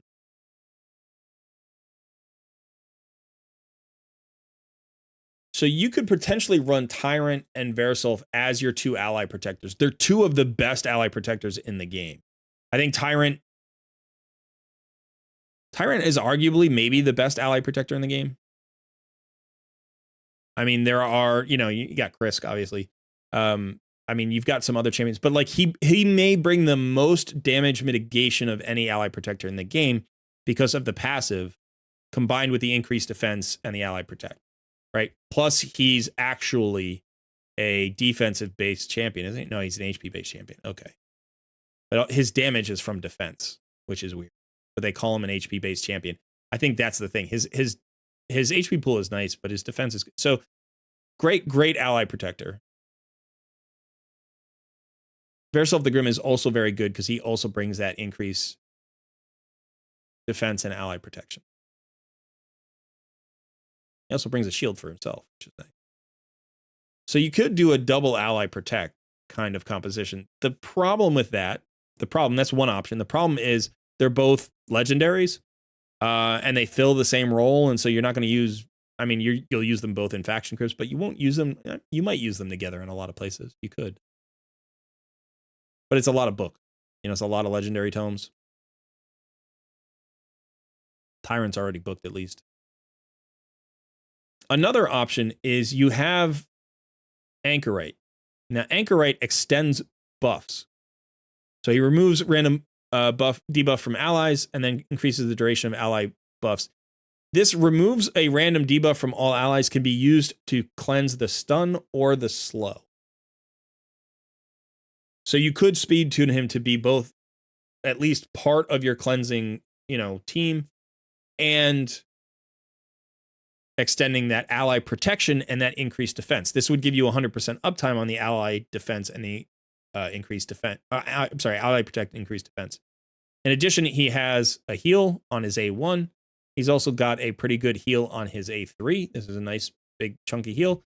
And an increased crit rate and an increased crit damage for all allies for 2 turns, which means that you could build a crit-based damage dealer without 100% crit rate. So you could build Rathalos at 70% crit rate. Now, I think Rathalos pairs really well with Tyrant because Tyrant places the HP burn, right? So I do think when you're talking about your all-around, like, everywhere team, we've got 4 champions who slot into that team. Those 4 champions are Tyrant, Artak, Rathalos, and Syl of the Drake. These 4 champions create a really good, tanky, sustainable, high damage team that works well against waves and works well against bosses. You get the ally protect, the increased defense, the heals, the revive, AoE stun, A1 slow, HP burns, AoE decrease attack. AoE nukes. You know, you've got a lot going there. What I would do with this team, with these 4 champions, is I would throw in a Deacon or a Hydra or an Apothecary or somebody to speed them up and give them those cycles of turns. The reason that we put Scylla the Drakes in Relentless is because more turns means more passive procs, means more cooldown reductions. Same thing with more speed, right? You get a speed booster, a turn meter filler. It's the same exact thing. So I think what you're looking for, you know, for your dungeon teams is a speed champion, somebody who generates speed and preferably brings something else, like one other thing other than just speed. So like Apothecary's heals would actually synergize pretty well here with the tanky team. Hydra brings another A1 slow and a decreased turn meter on her A3. So they would work. Deacon would bring that second leech and actually not a second leech because the leech comes from Verisolf, right? So like he would bring a leech plus the decreased defense plus the turn meter reduction plus the turn meter fill. You know, so those kinds of champions would be really good. So I think you're looking for somebody like that. Now, there are a couple of options that aren't the ones that we've mentioned. One to look out for who could actually be helpful is Ilfrig, right? He's got an ally speed in all battles, 15%. It's a little bit less than 19% that Deacon brings. He's got a fill turn meter of all allies plus a 50% increased attack. That increased attack really works well with Rathalos, right? That would be helpful. So you could use him. He also has a decreased attack on his A1, which makes him usable in boss fights. And he's got a mini cleanse. No, I'm sorry. A mini buff steal. Yeah, a mini buff removal. Decent base speed. So this guy could suit your team really well. Another champion that you could go with, if you happen to pull, which would actually suit you pretty well, would be Seeker. Seeker would fit the team really well. Doesn't have the speed aura, but is actually tanky. He's got this passive that heals this champion by 20% HP and places a 60% increased defense buff on all allies for 2 turns when hit with a critical hit. So if you put him near the front of your team order, he's going to provide that additional tankiness. Let's say if you're only running one of the ally protectors, when that increased defense comes down, he's got a chance to also pop that back up, plus a ton of turn meter fill, plus that increased attack again for Rathalos. So you want to be looking for somebody like this. Mausoleum Mage, actually, you have, right?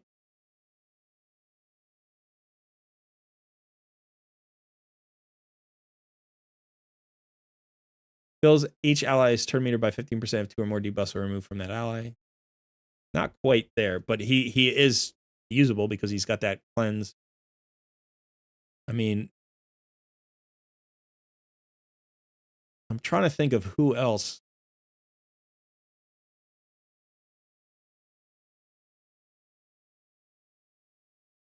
You know, outside of legendaries, who else really performs that role that is easily accessible?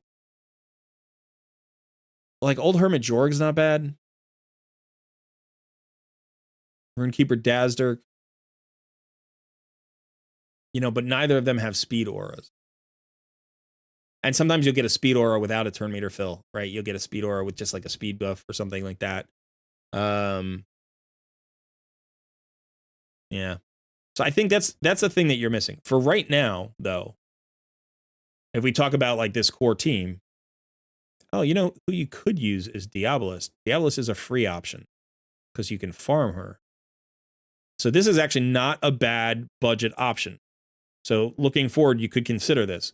So she's got an increased speed without the turn meter fill here on the A2. Then she has a turn meter fill and a decreased turn meter on her A3. So her speed boost and her turn meter fill aren't on the same skill the way Apothecaries and Hydra are. But she's actually a decent budget engine for your team. She doesn't have a speed aura, but she will give you extra turns. And the nice thing about her, she also got that decreased turn meter, which like Apothecary and Hydra, well, Hydra has on a different skill, but that can be really nice. Plus, you know, A1 sleep, not bad. So she would be a budget engine that you could build. But looking at what you've got right now, I think 1, 2, 3, 4, those go together. And then probably I would consider just throwing in Theodore. Right? Because Theodore has the activation plus a weaken. Well, the weaken is really conditional. That's kind of tricky.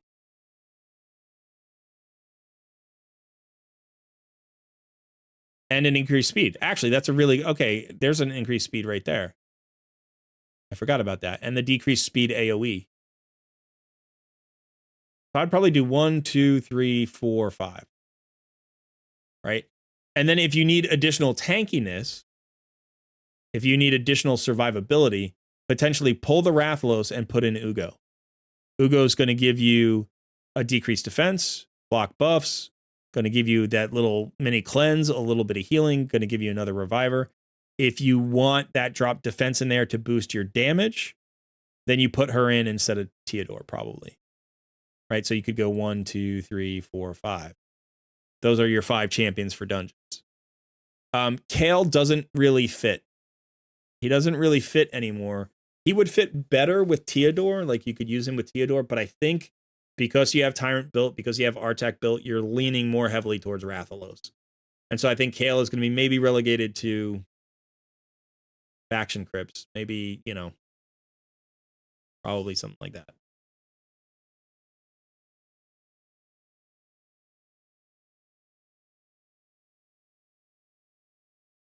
Yeah, that's true. Mother Superior has a speed aura. So does Spirit Host, So if you just needed a speed aura, there are champions that you can get for free that have speed auras, but realistically, we don't just want a speed aura. We want either a speed buff or a turn meter fill or both. Yeah.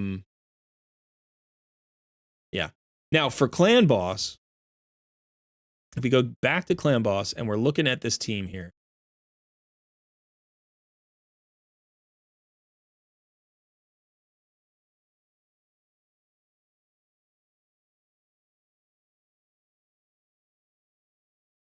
I think you bring in Rathalos and you pull out Kale.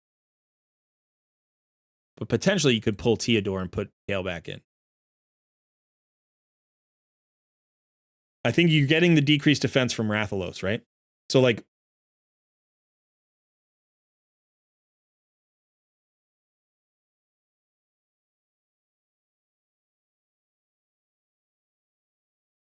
so here right now, you don't have a decreased defense. So just this swap is going to boost your damage because Rathalos is going to hit extra hard because of the HP burns. His passive will activate. He obviously has the ignore defense. So I think he's going to do more damage even than the poisons that Kale brings. And then in addition, he brings a decreased defense, right? Which you didn't have before.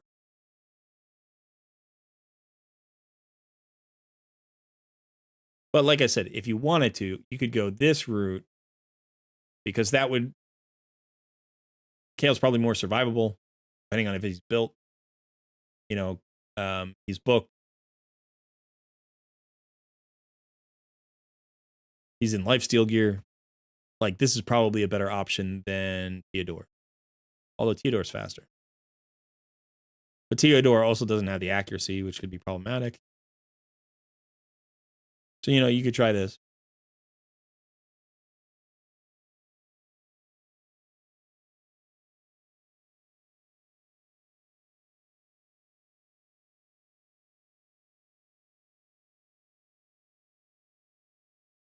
Speed is so critical for an account, and so the interesting thing here, which I don't normally see, this is actually sort of a rare takeover experience. Here, Thailand's running at 213, Artak's 196, Ugo's 238. Scylla the Drakes is 218 in Relentless. Even Rathalos is at 170. Theodore here at 5 stars is at 215. You are valuing speed properly in terms of gear. And maybe you learned after you fed your high Katoon, right? But high Katoon literally magnifies all of that speed that you're putting on, right? So you put speed on somebody and you say, let's say you're running them at 200 speed, and then you give them a speed boost, and that's a 30% increased speed. That's not base speed. That's your full speed. You get 30% speed of your 200. You're getting an additional 60 speed, right? But if you're running them at 300 speed, now you're getting 90 additional speed from the same speed buff. So the speed buff gets stronger the more speed you build into your kit. So you're building speed into all of these kits, which is great. That's what you should be doing. But you can also get speed from a speed aura. You can also get speed from a speed boost. You can also get turn meter fill. And turn meter fill, like the speed boost, is based on a percentage, right? And your relative percentage, like the number that relative percentage represents, is greater based on a faster speed. So again, if you're running at 200%, you get 15% turn meter fill. That's the same as getting like 30 speed boosted, you know, whereas if you're running at 300, that'd be 45 speed boosted. So again, turn meter fill works like a speed boost in the sense that it scales upwards based on your champion's actual speed stat, not their base speed stat, not this 100, but the 215. So the speed aura only affects the base speed. So, you know, when you have a 19% speed aura, the Theodore would just get 19 speed. Wouldn't get 38 speed. But so you're valuing speed the right way in the builds, but you also need to inject speed into your roster from skills, from champion. And maybe that just hasn't happened yet. Maybe you haven't really had much luck with that. But that's where we start. Okay, we need it. Let's start looking for budget options. Let's start looking at Diabolist. Like maybe she legitimately could be like our best one, you know, or we got Mother Superior here. She's got a 13% in all speed in all battles aura. Maybe she's worth taking up to 5 stars for a little bit if she provides value. You know, out of the two, I tend to lead towards Diabolist because I just think she's the better overall champion. That turn meter decrease is incredibly powerful. You can actually use Diabolist in Dark Fae hard mode 120. She's actually a really good champion for that. So this is a champion that if you build her to 6 stars, she's going to work in Doom Tower Secret Room. She's going to work in faction crypts. She's even going to work against certain bosses. So she will never take up a key role really in your roster, but whatever role she fills, she's going to continue to fill most of that value for the life of your account, which is really great. There's also another quest. I'm trying to remember. Is it an advanced quest? I don't know if there's one today. For faction crypts. So it's like this. Fight Demon Lord with at least 1 rare, but there's like clear a faction war stage with at least 1 rare. So I like to have 1 rare built in every faction. To at least 50 so that I can just plug them in and not diminish the value of my faction wars team too much. And for each faction, I kind of have a favorite. So if you go through here, you're like, what are the best rares for this faction? Right? And there are probably 5 legitimate options, I think. I think there are 5 in this faction. Diabolist, Petrifia, Abyssal, Hellborn, and Fellhound. It's one of those 5. You know what I mean? And if you don't have a Fellhound, and you don't need the Petrifia, I think Diabolist is the one. Now Hellborn is kind of interesting because she's a buff extender. Where is it? Increased duration of all ally buffs. Plus she's got a lesser weaken on her A1, so this can actually be like if you pull her, you can use her with Tyrant as well because she's that buff extender, just like Anchorite is. Plus she's got the weaken, so she doesn't bring the heals that Anchorite brings, but she brings more damage. Petrifia obviously is a poisoner. You're not going to ever build Petrifia. You don't need her, right? You've already got Theodore. Like, why would you need Petrifia, right? Like, so Diabolist is providing you with something that you don't have. Plus, she becomes that rare for faction crypts. You can even put her in a stun set. I've done that before. And she becomes a pretty good control champion as well.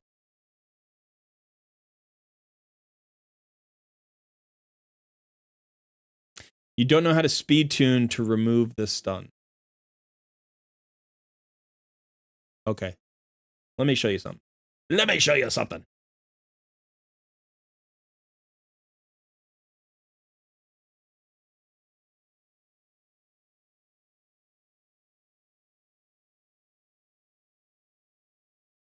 It is good from time to time to just come over to this website. Every player should know how to speed tune. And I'm not saying you should know instantly. Obviously, it takes a while to learn. And the calculator is daunting. You know, you look at it and you're like, I don't get it. It's visually confusing. I don't understand how to make tweaks. Like, what's the math behind it? You know, a lot of it's happening in the background. Sort of that's the power of it, right? Like that it does a lot of the calculation for you so that you don't have, that's what a calculator does, obviously.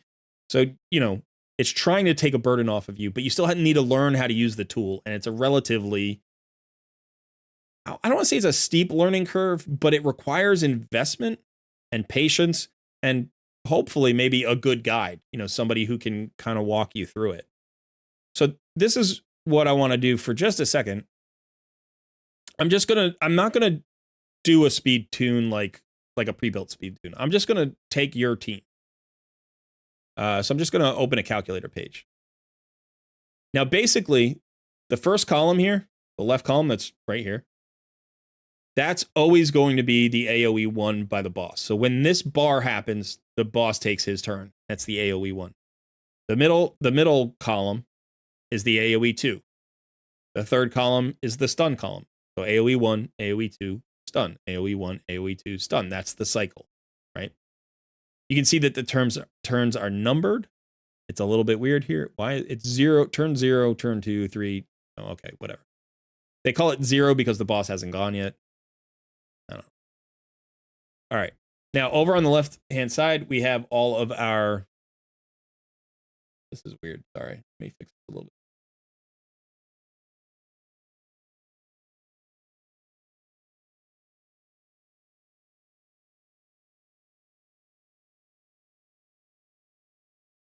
All right. So each of these colors is a champion. You're going to plug in the speeds for those champions.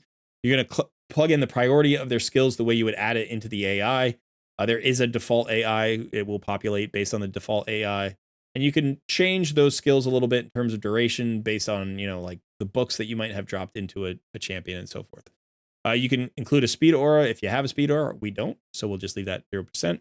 And then as you put speeds in, so let's say we put something like, you know, 200 speed in, we can also determine what sets are there, because sometimes the multipliers, like, you know, the 12% you get from a speed set or whatever, leave you with fractional speeds, and you need to know the exact speeds in order to properly speed tune. So let's look at Nightmare for a second. Now, it doesn't matter what difficulty you're on. Ultra Nightmare, we'll leave it on Ultra Nightmare. There's a base speed for each difficulty. For Nightmare, it's 170. For Ultra Nightmare, it's 190. That changes the speed tunes between Nightmare and Ultra Nightmare. Sometimes you can create a speed tune that works exactly the same in both difficulties, and sometimes you have to make adjustments between the two difficulties. It kind of depends on the speed tune. But what we're going to do is we're going to start with the simplest speed tune. This is a 1-to-1 ratio. That means each of our champions will go once to each time the clan boss goes. Clan boss goes once, we go once. Clan boss goes once, we go once. Doesn't matter what order. We could go first, he could go second. But then we're always going first and he's always going second. Or you could do the opposite. He can go first, we go second. Same thing. You could have some champions who do first, then clan boss, and then some champions who follow the clan boss. So for instance, in this particular case, let's say we have a champion at 210. We're going to go kind of fastest to slowest. Then we have one at 200. And then we have one at, let's say, 195. And then we have one at 185. And then we have one at 170. Okay. Now what you'll see is in the very first turn, the 3 champions who are faster than the boss go before the boss, and then the boss goes. So what that means is our yellow champion at 185 and our orange champion at 175 actually go like after the boss, right? So they don't go until this second column. And then what you'll notice is eventually it settles into a speed tune where everybody goes in the same order. So we go champion, so we go blue, yellow, purple, orange, green. So once it's repeating every single time, that's in tune. up above this, it's like finding the speed tune. You can see like orange shifts around. Orange goes second here, and then it goes third, and then he goes fourth, and then eventually he settles into fourth, and blue settles into first. There are all sorts of different ways to mess around with it. But the idea is that the colors correspond to the champions. Okay. And that's basically it. So what you were talking about was, let's say, a Tyrant Ixlamore team, right? And we wanted to use, say, Artak, Rathalos, maybe Scylla the Drake as sustain, and then somebody else. All right, so let's go ahead and put in Tyrant. Artak.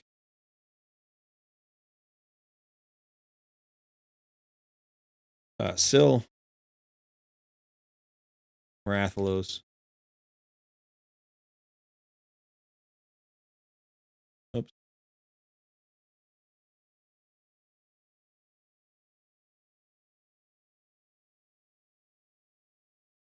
Oh. Yeah, Artak isn't in the calculator because you can't speed tune him because of his passive. I forgot about that. I'd probably still use him for now, but eventually you're going to want to remove him because you can't speed tune him. So once you start speed tuning, you're going to need to move somebody else out. So let's just put Theodore in this spot. Okay. And now we've got one other tune. I'm going to put in Doom Priest. Okay. Now, let's take Theodore out. Let's put in Kale. Sorry, Theodore has a speed buff, and it throws off the speed tune. It's more than I want to explain right now. So we're just going to put in Kale. Yeah, that's fine. Okay, so what you see here is, right, they bounce around for the first couple of turns, and then you end up with Doom Priest going at the top of each turn. Well, what does Doom Priest do when she goes? The first thing that happens is her passive fires. She cleanses a debuff from everybody on the team, and then she heals them. So we actually want her going at the top of the speed tune, right? This is exactly where we want her to be. She doesn't have to be there instantaneously, but we do want her to be there. Now, there is a problem with this, which is Spirit Affinity. We go to Spirit Affinity. There's a slow that gets applied over here, right? It gets applied on the AoE 2, and so it happens basically in the third column. That's where the slow is. You can see champions now have the slow on them. Doom Priest is not removing this immediately. She's actually fallen down a little bit. Now, if it still eventually speed tunes, then fine, we don't care, right? So you can see that the turn order changed, but eventually we get to the point where it works. Now, because we don't have any turn meter fillers and we don't have any speed boosters, this is totally fine, because what will happen is when the clan boss goes in the third column, he'll stun somebody. And if he happens to stun Rathalos, Rathalos will just lose his turn until we get to this turn here where Doom Priest goes at the top. And then it doesn't matter who the boss stuns, because Doom Priest will remove the stun. It doesn't matter who gets slowed, because Doom Priest removes all the slows. So this is how you create a speed tune where the cleanser works, right? Like in this particular case. This is also the way like Demitha works with Eris. Like you get Eris in a 3-to-1 speed tune, and she goes first. She'd be the blue bar, and she would cleanse every single turn. But in that case, she can't take the stun, right? Because if she takes the stun, she loses her turn and she doesn't cleanse. Whereas it doesn't matter if Doom Priest takes the stun, because her cleanse is on the passive.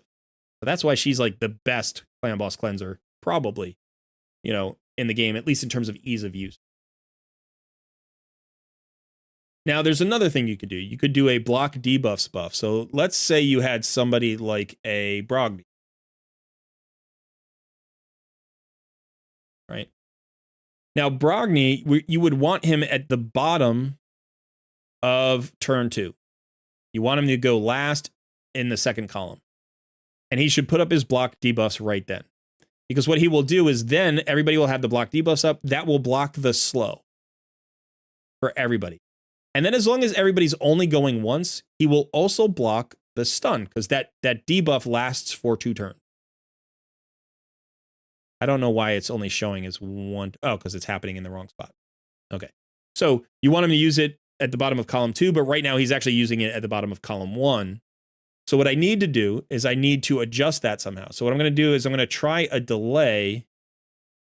So it's the A3. He needs to use his A3. I'm going to try a delay on the A3 by 1 turn. There we go. Now you can see the A3 has migrated over into the middle column. He places his block debuffs there, and the buff stays up all the way on column 3, and so it'll block the slow, and it'll block the stun. Now, in order to do this, you need a 2-turn duration for the debuff, and you need to be going at a 1-to-1 ratio, right? Or at least you could everybody can only go once in the 3rd column. You could go faster. You could go at like a 4-to-3, but you would need the extra turn to happen in like the 1st column or the 2nd column, right? So it can't happen after the buff gets applied. And so this is just a basic speed tune. It's a really, really basic speed tune. This speed tune is incredibly flexible. A 1-to-1 speed tune can be run at almost any speed, right? You could run it at 250 speed for everybody if you wanted to.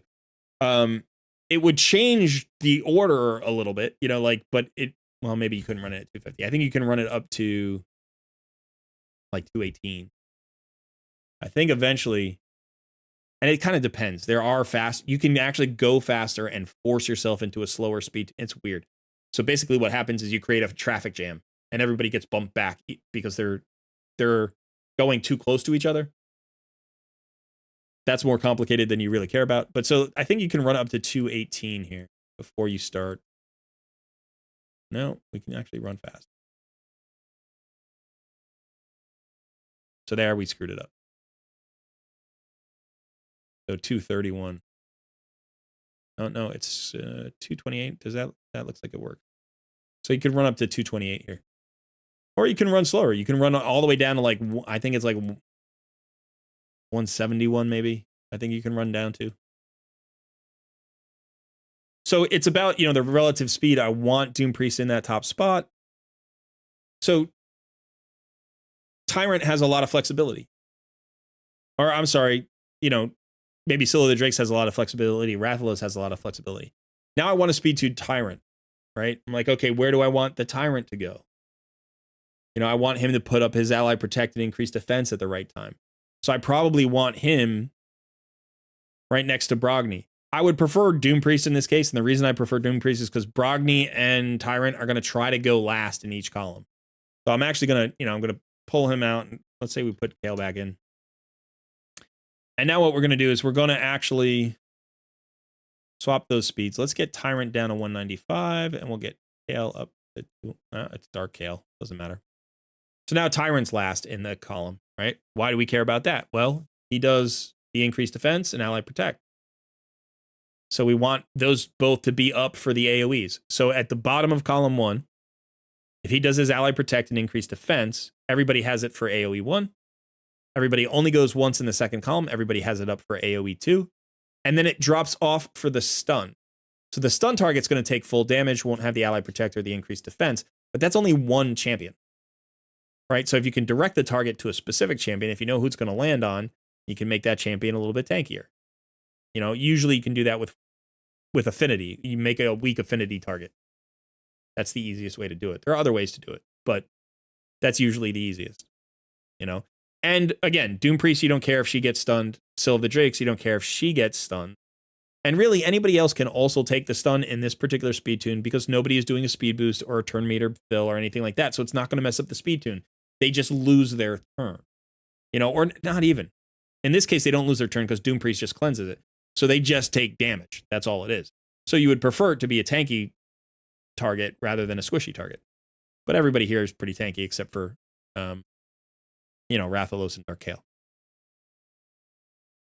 And that's the basic of speed tuning. So, when we look at your team,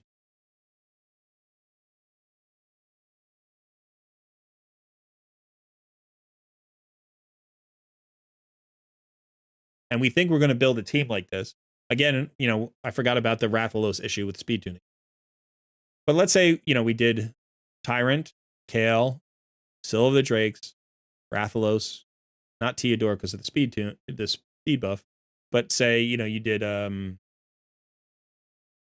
where'd he go? I was going to say Anchorite.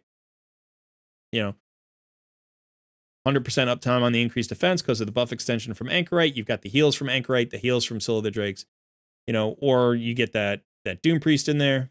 So maybe it would be that. It would be Tyrant, Kale, Syl, Rathalos, and Doom Priest. That's what it would be, not Anchorite.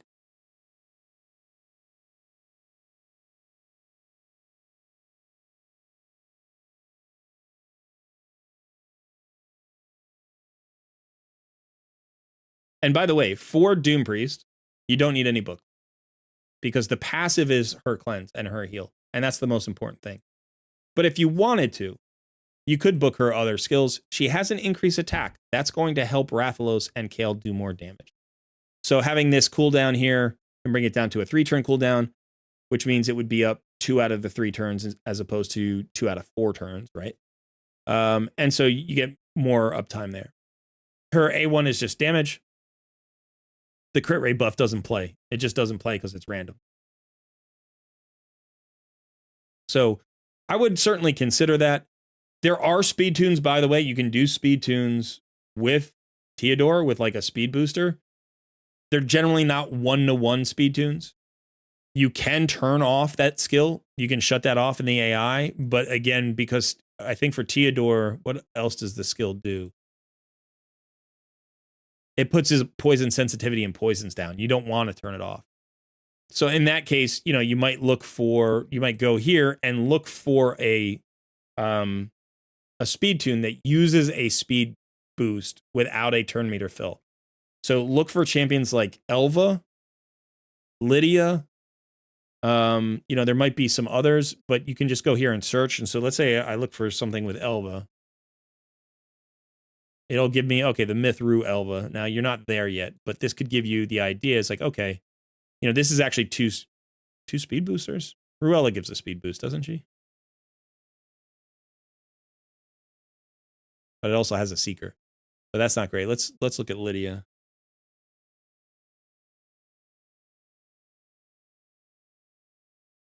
Okay.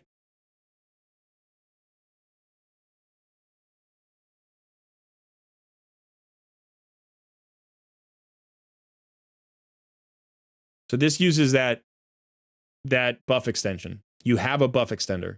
You have Anchorite.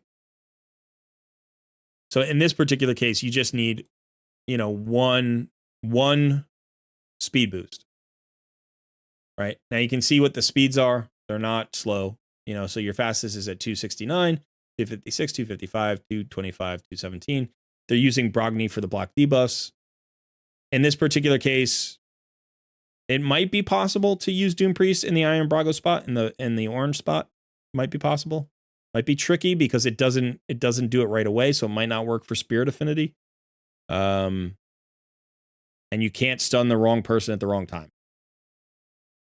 So it might be a little bit tricky to use with Doom Priest. But this would be a 2-to-1 speed tune that just uses Teodor. You get so many turns, you get so many HP burns, so many Rathalos attacks, all that stuff, right? And you can do it actually, like Lydia brings a weaken, but Teodor brings that poison sensitivity and that explosion, right? That activation, HP burn activation, poison activation. You could do something like that. It's going to take a while. Doesn't mean you couldn't figure out your own speed tune. You can mess around with the calculator and figure out your own speed tune. You just go ahead and come to this, the main page. Just go to calculator, pick Clan Boss calculator, get a blank tune, plug in your speeds, start plugging in Teodor, mess around with his speed, see if you can find a tune that works. It might be a 4-to-3 speed tune. It might be a 2-to-1 speed tune. It might be a 1-to-1 speed tune. I don't know. Depends on the speeds and the other champions. It takes a lot of effort. It takes a lot of effort and time. I have spent hundreds of hours at this point inside the Clan Boss calculator to make like 15 speed tunes. Do you know what I mean? Like it's anywhere from, say, like 3 or 4 hours if you're really good at speed tuning and you have a really good idea and you know what you're working with, to 20 hours for an experimental speed tune that doesn't have a guide. Another thing you could consider is go to, let me see. If you have the optimizer, I don't know if you have the Hell Hades optimizer, but if you have the Hell Hades optimizer, this can also give you an idea about speed tunes that might be available. Give me just a sec. I'm launching the optimizer right now.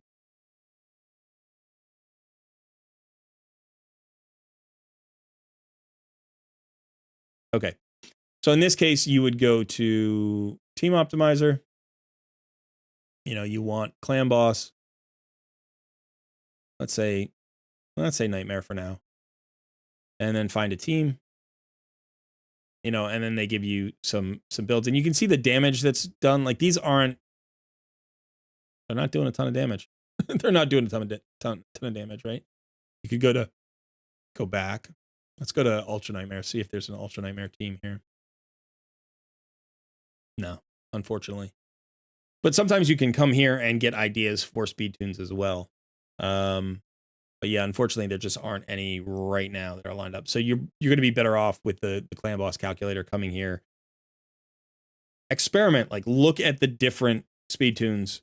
I have some videos on using the calculator and on speed tuning Clan Boss. You can go and check those. They were from this, I guess they were last summer, actually. They're a while ago, but they're still good. They've got a lot of information.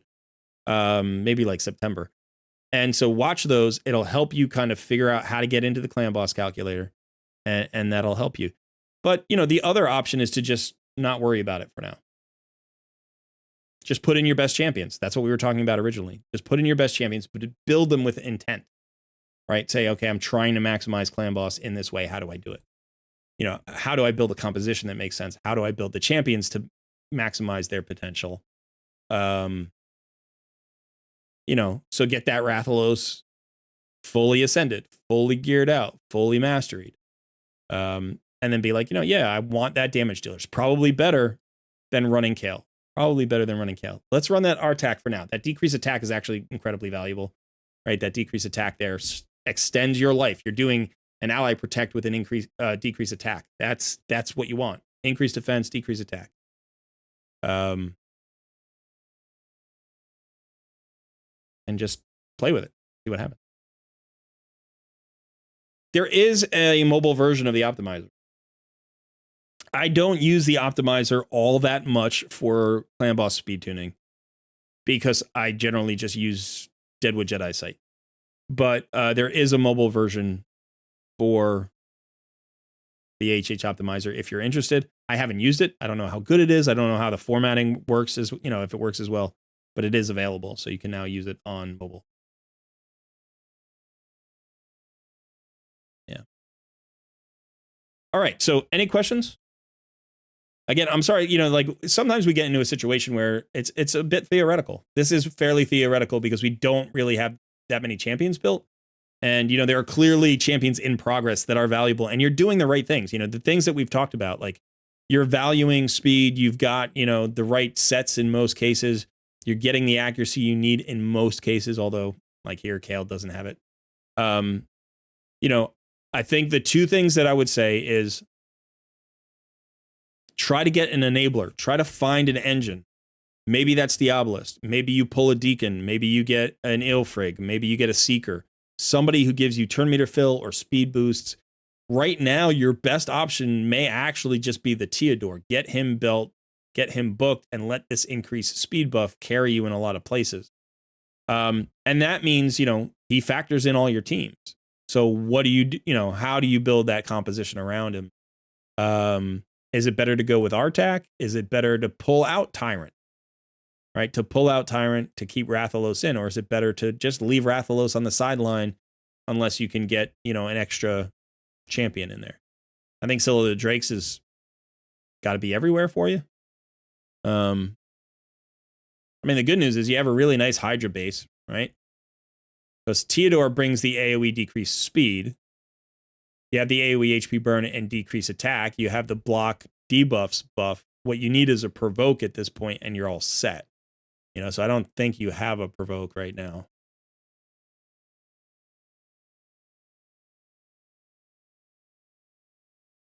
Hey, look at that. All right, Versolf the Grim, but I think it's an A1, right? It's a 50% provoke. I don't think he has another one. But still an A1 provoke. Oh, and when hit has a chance. Okay.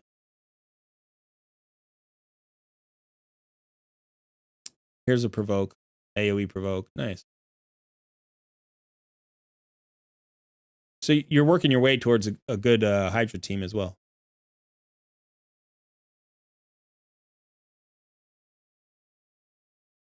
So like I said, any particular questions? Do you feel like this was helpful? It's giving you some direction?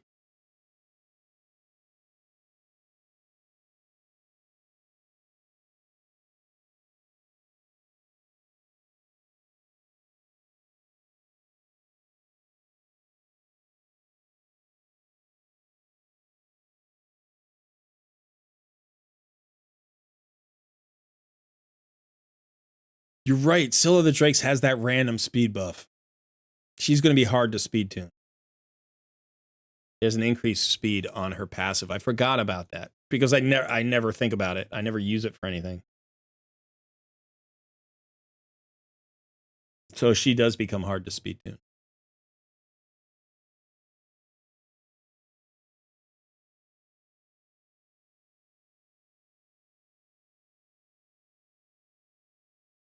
I mean, you could potentially bring in Ugo for the clan boss because Ugo has a block buffs, right? Which will prevent the clan boss from getting the increased attack buff. So if you speed tune that, you prevent that. Ugo also has a mini cleanse, so can be part of the cleansing solution. Can cleanse either the slow or the stun. So you could do that. You've got the leech here on the A1, which increases your sustain. You have to either speed tune the A3 or you have to turn it off. But potentially you've got two speed buff champions then, right? You've got a speed buff from Theodore and you've got a speed buff from Ugo. The problem with this one is it's on a 5-turn cooldown. I think you have to turn it off. I think you have to turn it off because this one is on a 3-turn cooldown, right? It will be when it's booked. But that gives you a drop defense, a block debuffs buff, a mini cleanse, and some sustain with the heal because there's a little heal.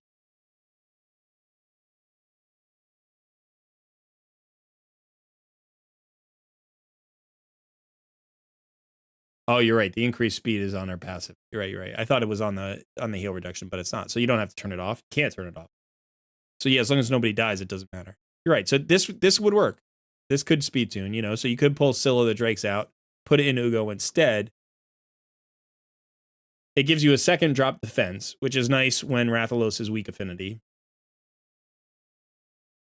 Or just more uptime on the decreased defense. The block buffs prevents the increased attack, which is valuable. That's going to extend the life of your team.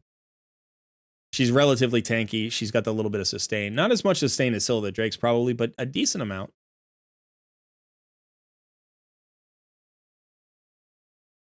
I mean, this is on a 4-turn cooldown. So she might not need to run at a 4-to-3 ratio.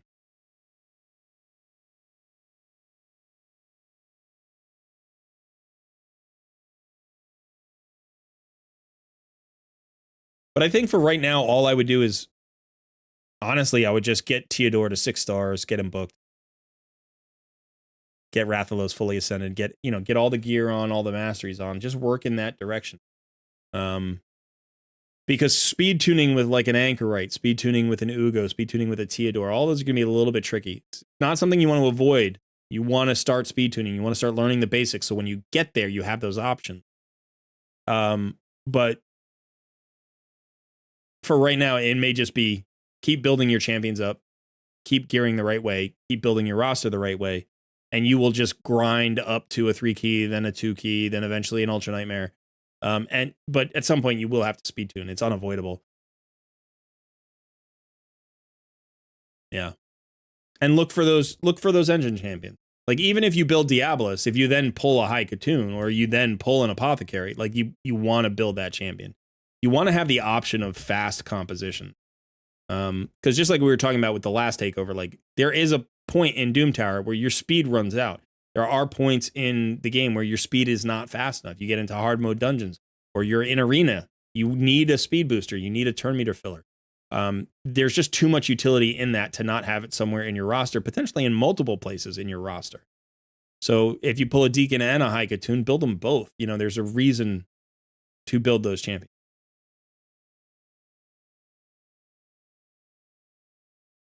Okay. Well, I'm glad that was helpful. Thanks to chat for helping me out and reminding me a couple of things. There are always so many details in this game that sometimes you forget little things like the passive speed boost on Sill's, you know, Sill's kit. I don't think about that very often, but it is there and it makes her hard to speed tune. So, all right. So that is it for takeovers for today. Thanks so much to both of our winners for letting me tool around on your accounts.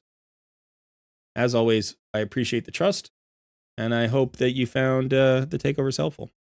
And like I said before, Bailey, you two, you know, feel free to hit me up with additional questions. Give me some updates on how the account is progressing. Let me know, you know, where you're going with it, what choices you've made, so that I can continue to help. And also, I just like to know if my advice was accurate, so that if I do a takeover later, I don't give the same advice if it doesn't really work out. You know what I mean? Like I'm trying to get better giving takeovers as well. So,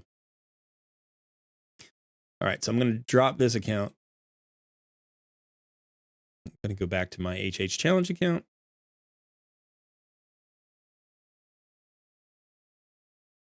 Yeah, so that is it for me today. I've got to go do baby things. Now, I don't know when I will see you next. I don't know when I'll see everybody next. I'm trying to finish out the HH challenge. We've got until the 12th. We've got 3 more days. And then we got to do Raid Madness. We have to finish Raid Madness. I want to do my Monday planning videos. Sun may do a Sunday Fun Day live stream. We'll have to see. But I honestly, I don't know where I'll be. I have no idea. Like, the baby could come tonight, or it could not come for like 10 more days. We don't know. he might be quite comfortable where he is, and he doesn't want to show up. So thank you all for the good wishes. And what I would suggest, let me suggest this. If you haven't yet done so, go back through our library. We've got 300 videos and live streams that we've built up over the last 9 months that cover almost every topic in the game. There are a few topics we still need to hit. I haven't gotten to the Iron Twins video yet. I apologize to the members for that. Haven't covered, like, I don't think we've done Hard Mode Fire Night yet. So that's another thing we have to cover. But like 95% of the game is covered to some extent. So if you have a question, try just doing a search in our YouTube channel and see if you can find a video on the topic. Everything from like how to 6-star your next champion to how to build a particular champion. I don't do a lot of champion guides, so you're not going to like, oh, how do I use Ursula? Like, I haven't done that one yet. So I feel like that's going to be this upcoming year. We're going to start to do more individual champion guides. But for the most part, like, if you need a topic done, Clan Boss Calculator. If you want to, learn the basics of a Hydra fight. If you need help clearing Dark Fae when the next rotation comes in, just go and do a search. I promise you there's a video. I can't tell you how many times a week or a month I get a request for a video that I've already done. It happens all the time. So, hey, could you please make a Abominable video? Like, yeah, it's already done. It's like, it's all good. So definitely just keep checking in with the channel. We'll keep updating you on what's going on in our lives. We'll try to keep producing new content, but there's a ton of old content that is still totally relevant and valuable. So go check that out as well. All right, that is it for me today. Whew, I'm tired. All right, son, do you have anything to say to the good people? Thank you for joining us, everybody. And have an awesome rest of your day. Thank you for joining us. Have an awesome rest of your day. And yeah, hopefully we'll see you soon.